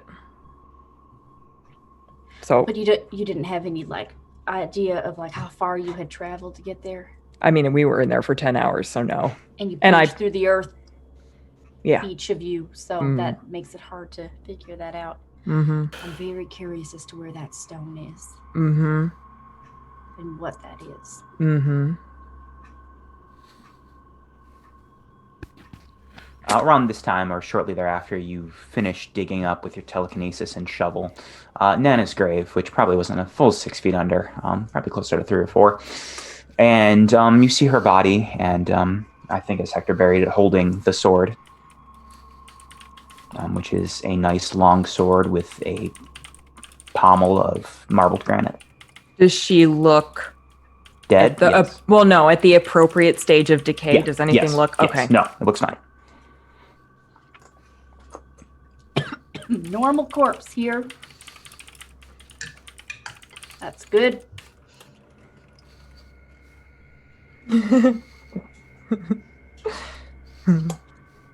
True, Matthew.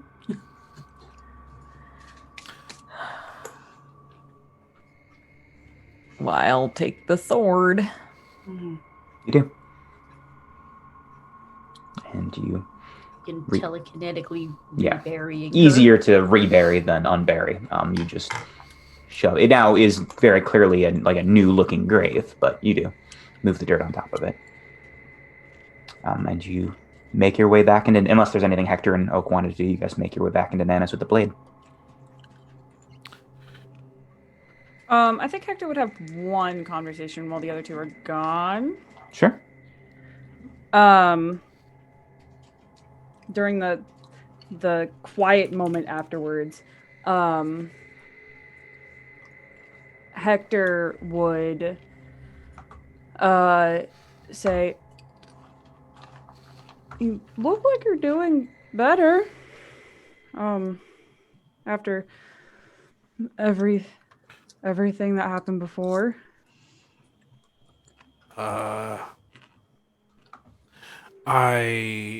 My body, well, I recovered from my injuries, but I might be turning into an ice demon. So that's a setback. Also, I conjured the air and it caught on fire. So that was kind of awkward. But I appreciate your comment.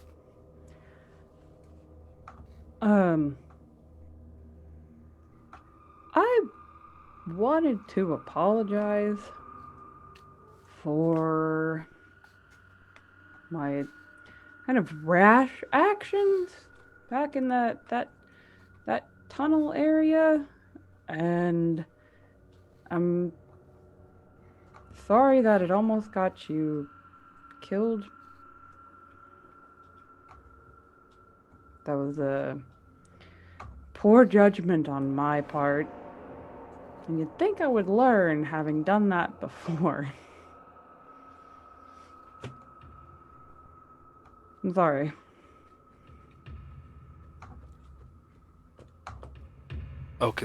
Thanks for a second. I appreciate your concern, and I definitely accept your apology, but I don't blame you for what happened in the tunnel.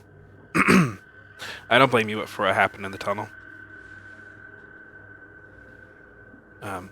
It's not your fault.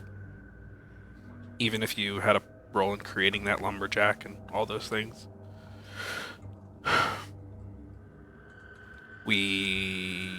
I know what I signed up for. I don't expect to live to 30.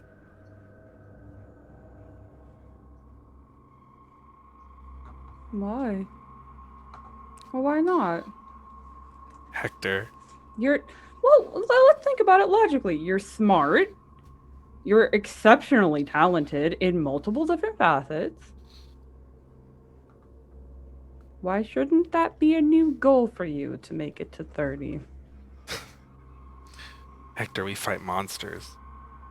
And they get bigger and scarier every year. In the several years that we've been doing this, I've never been pushed this hard. And this isn't even the worst of it.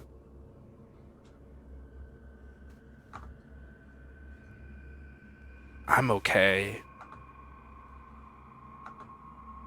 with dying. As long as I'm fighting the good fight. I don't have a death wish. I want to live. But we're out of our depth here.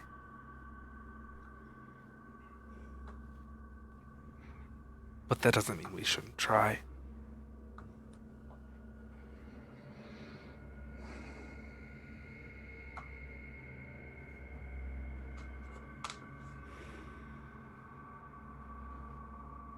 I got you a gift. And I set like the teeth and The teeth and tongue. Yeah, the teeth and tongue. Usually you'd have to take me out on a date first to give me something like this, but what is this? And he'll pick up the tongue. I'll explain the circumstances which I got it, which is like underground. It's like the roots or something. Is that a reasonable way to word it? It doesn't look exactly like a one-to-one to the taking tree, but it is similar. A similar kind of color, a similar sort of plant with flesh vibe. Yeah, it was roots within the grounds of the tunnels.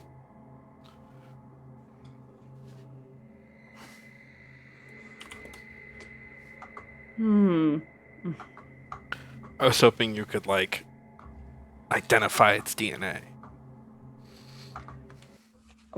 I'll see what I can do. I'll just kind of like scoop them all into his pocket. Okay, you have them.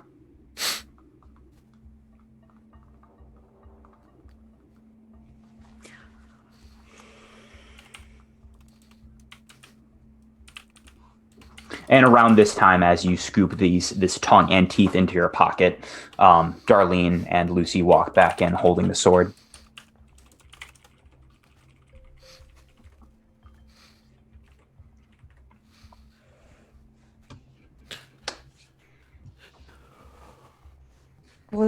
How was your trip? You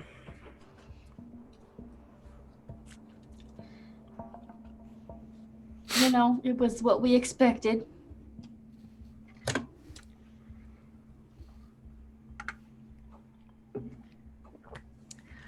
Which is good because we haven't gotten a lot of that.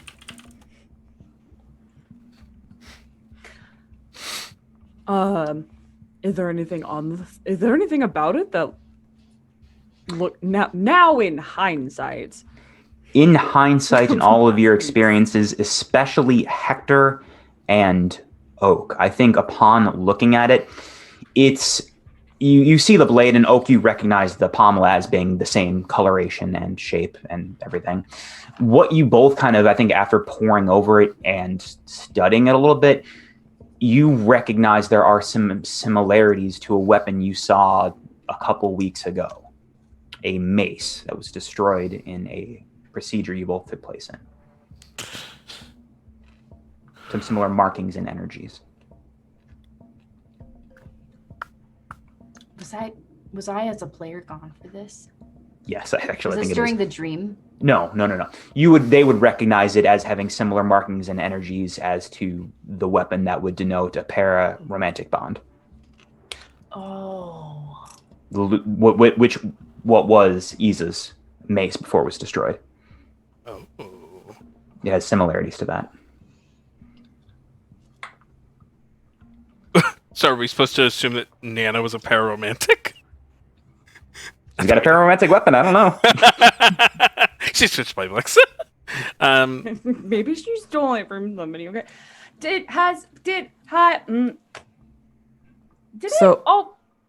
she always have this sword? As long as I knew She that? does have it. She had it in some of your memories, yeah. You've seen her use it in your memories. So when she said that this would be useful, did she mean what's connected? Did she mean that there's someone that this is? I mean, we found some kind of convex structure. It was really well made. Maybe it was some kind of burial or tomb or containment.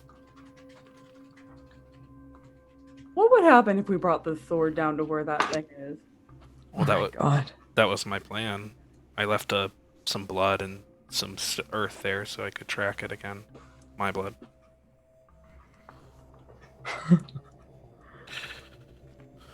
Would I be able to get a sense of where in the city it is if I pull out a map of the town? You would have to use blood on it. Use a little. You would have to use magic to figure out what you'd get, basically. I'll tell you this: in your mind, that doesn't seem like a hard thing to do. I will mention. You want to bleed on a map? I will mention to Darlene that. The tunnels mess with your magic, so you'll just be ready for some counteraction, if just potentially. Okay. I'll explain the wind that caught fire. sure was a thing that happened. Yeah, I'll bleed. Take another Just got harm, out of- ignore Just got out of the armor. hospital, was in there for 4 days or whatever. It's just cutting things open. It's fine. It's fine. Can heal If myself. you're doing this, Harm myself more. I'd just be real careful with maybe you getting wanna the heal- map out. And Maybe one of you wants to candles heal Oak during while Darlene's doing this, just in case. I can. Stay away from me. and heal you. Oh, I'm not going to give you scars, probably.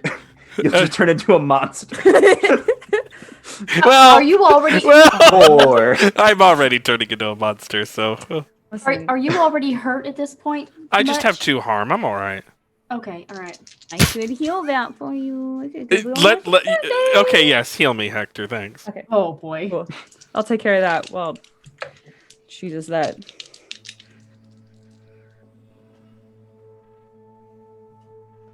What's a 9? You heal 1.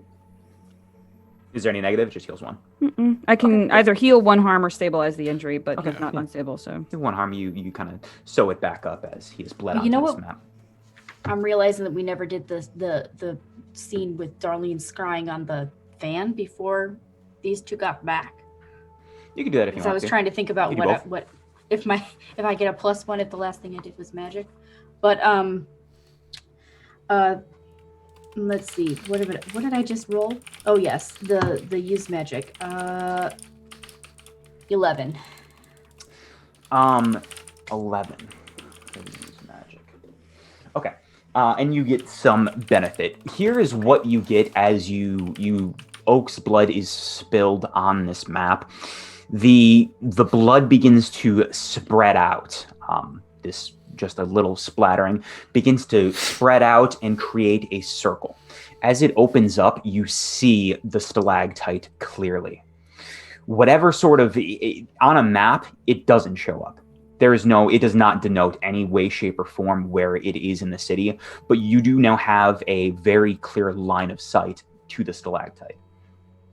There's an open, basic portal to it. Oh no.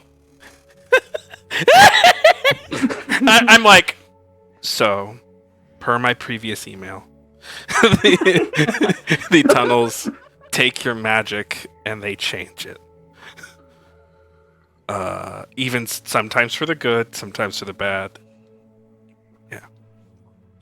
Do I get the sense that I could teleport through this thing because I have line of sight? You think with maybe a little bit more, even help from Oak, you could probably open this portal a little bit more and you guys could get through. As this says, this magic is not exactly what you intended, but has changed somehow, creating a pretty sizable. Not you can't walk through it yet, but it's a maybe like this big sized hole. That if one of you tries to use magic, you could open up a little bit more. Are we departing now or later, or not at all? Oak is gonna say, I really want to find out what this all means. Tired of being kept in the dark. Also, the longer we wait, the weirder things could get around here. We have so much to do, and But also, sorry, go ahead.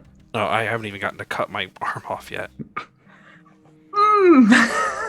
Gods. But the longer that you all stay awake, the weirder things are going to get. I had coffee, so I'm actually okay for a while. Well, I'm dead, so it's fine. I ate that omelet, so I'm full of endurance. Can we real quick flashback to before we get further into this? Can we real quick flashback to finding out where that van went? Roll. Yeah, you can roll that again if you'd like to.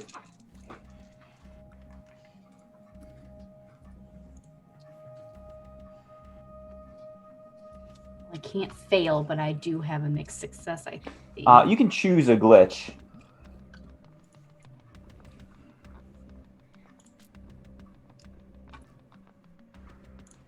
Yeah, there's no way. I'm squarely in the middle. Yeah, squarely in the middle with an 8, so there's nothing to be done about that. I get to do what? Okay. Remembering how this game works. Oh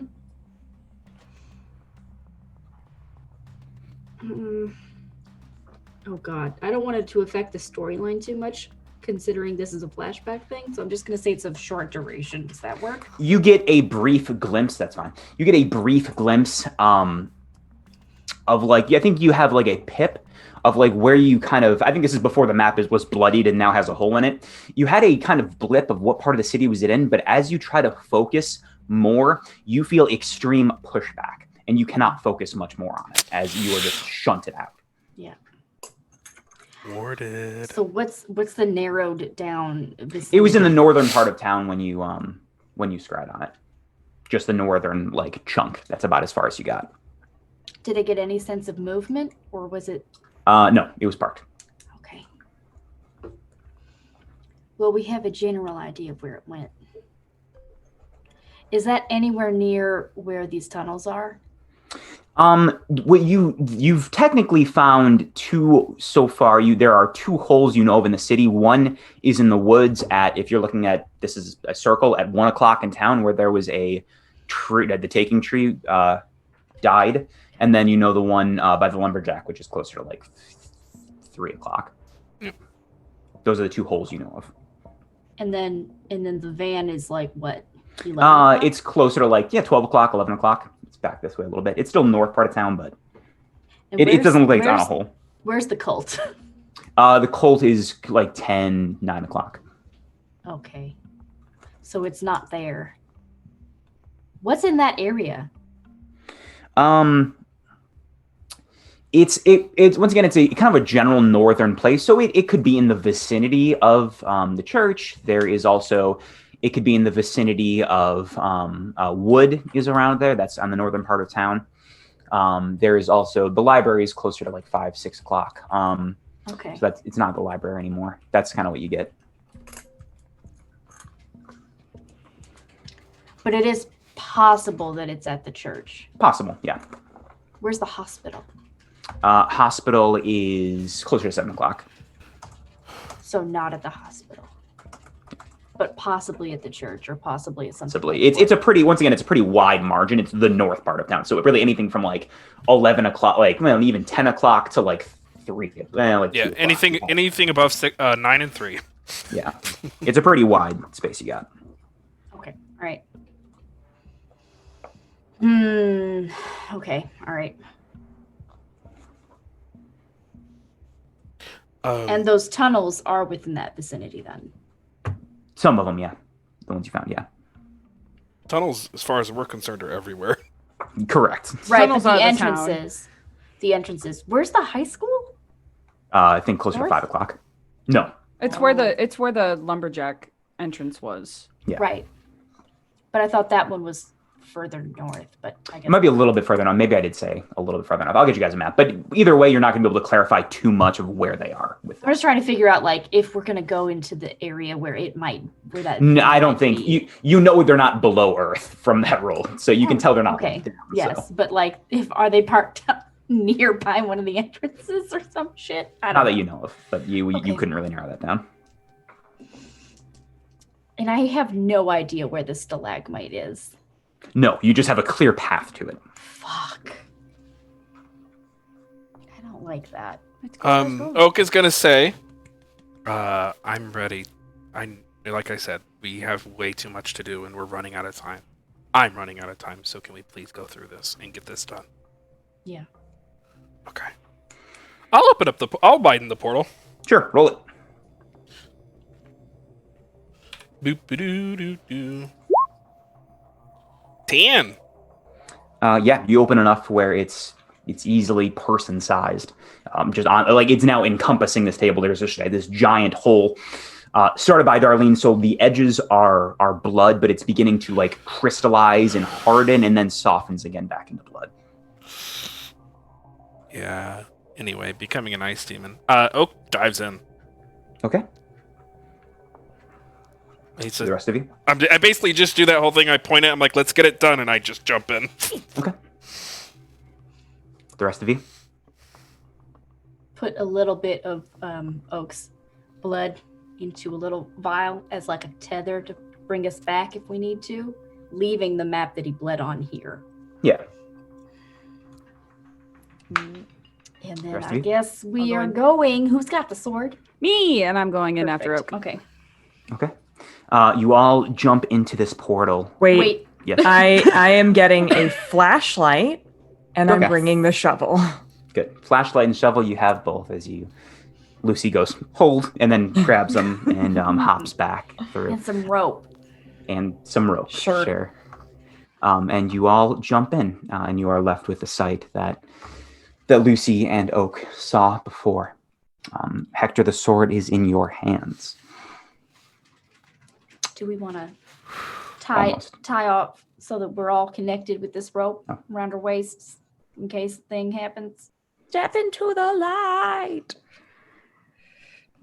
Okay, Sure, you can we tie can a do rope. You can tie a rope and hope it works. I don't want to be tied. Okay, that's fine. You, as you stand closer, Hector, first, what do you do with the sword? Well, I think he's just holding it at the moment, and I think he'll go up to the stone thing. Yeah, stone wall. And he'll kind of hold the sword point down Okay. with one hand, and then the other one he'll just kind of touch the marble. Okay. Roll plus weird. Oh my god. 8. You feel you're not a very inherently magical person. You feel some sense of a hum in the blade and in through your hands, but you feel you'll need some help to do this. He'll look over to Oak and say, "Remember when I said you were very competent and very skilled at what you do? Could use a little bit of that skill." Yeah. Sure. It's stone. I'm good with earth. How hard can it be?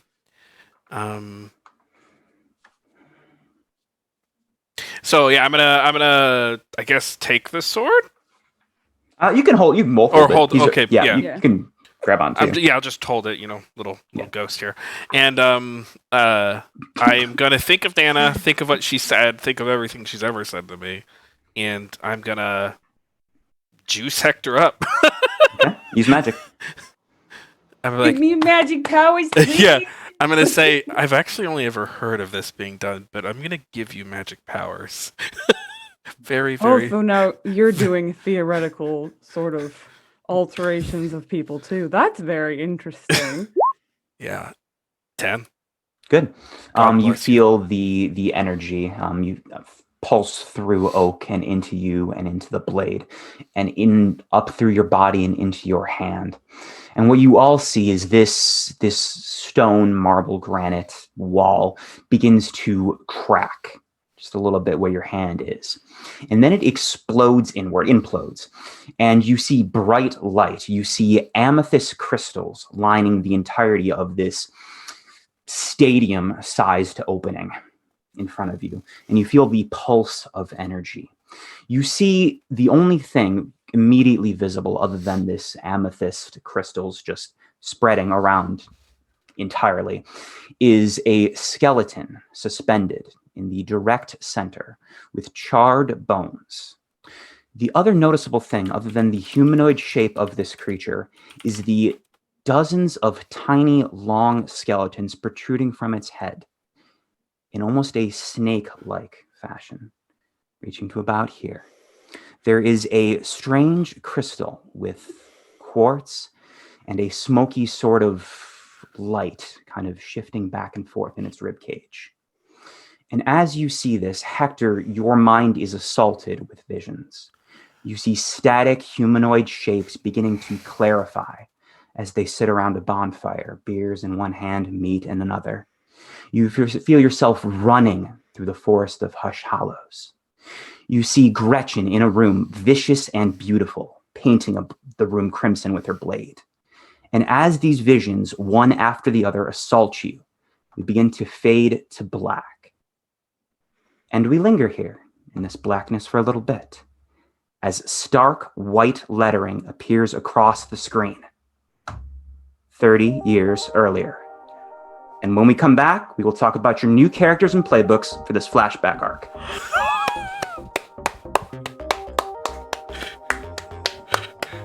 And that was it for tonight in Hush Hallows. Yes. Oh my god. Oh.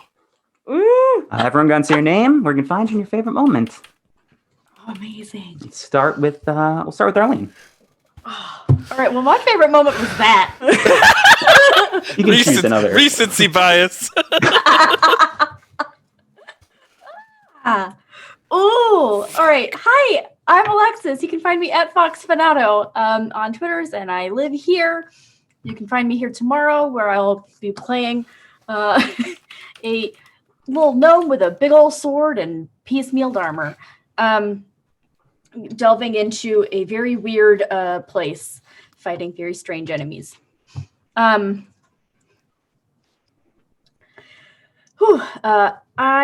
Let's see. There was a lot of really good shit in this session. I love that twist. It's very, very good.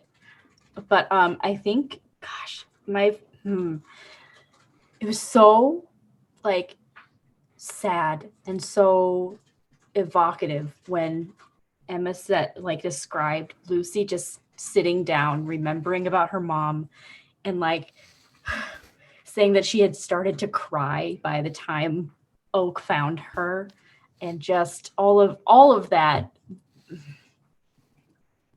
Stop making me feel things, okay? All right. That's it from me. Bring it to Emma. Oh, thanks. I am Emma. You can find me at MK Hansen on Twitter, and you can find me here, and you can find me over at Mythos Mystery Society whenever we schedule stuff. Golly, favorite moment from tonight. There were so many good ones. Obviously, of course, this ending was so good. Ty, you're such a good storyteller. But the moment that Oak fucking just pushed himself right through the earth and went, I mean, that was fucking cool. That was really cool. I was so happy that worked. I think that was probably that whole image of him just shattering the lamp and then just the earth opening up for him. And also when he was like, the earth is mine or whatever, that was so good. Okay. Anyway, Matthew. Hi, folks. I am Matthew Foreman. I'm at Matthew W. Foreman on Twitter, and you can find me Twitch TV/Matt Foreman, where I stream Dead by Daylight and No Man's Sky. My favorite moment. I definitely. This was terrific. Everyone. There was so many good things along the way, including the Darlene Wentworth stuff and just everything. But my two things, which is the burrowing through the earth. Was absolutely phenomenal. I won't forget that. And then the conversation with Maria was just terrific. With Hektor, and because always and forever. So, yeah, that's me. Last but not least, Fox. No, it's me. Oh, Hektor. Shit. Sorry. That's all good. Hello, I'm Maria. You can find me on the internet at HappyCapster, Twitter, and also my own Twitch, where I stream Tuesdays through Thursdays, doing a variety of things. Also find me on Mythos Mystery Society, where Cyberpunk is happening, plus whatever else we do over there, when we do it over there. What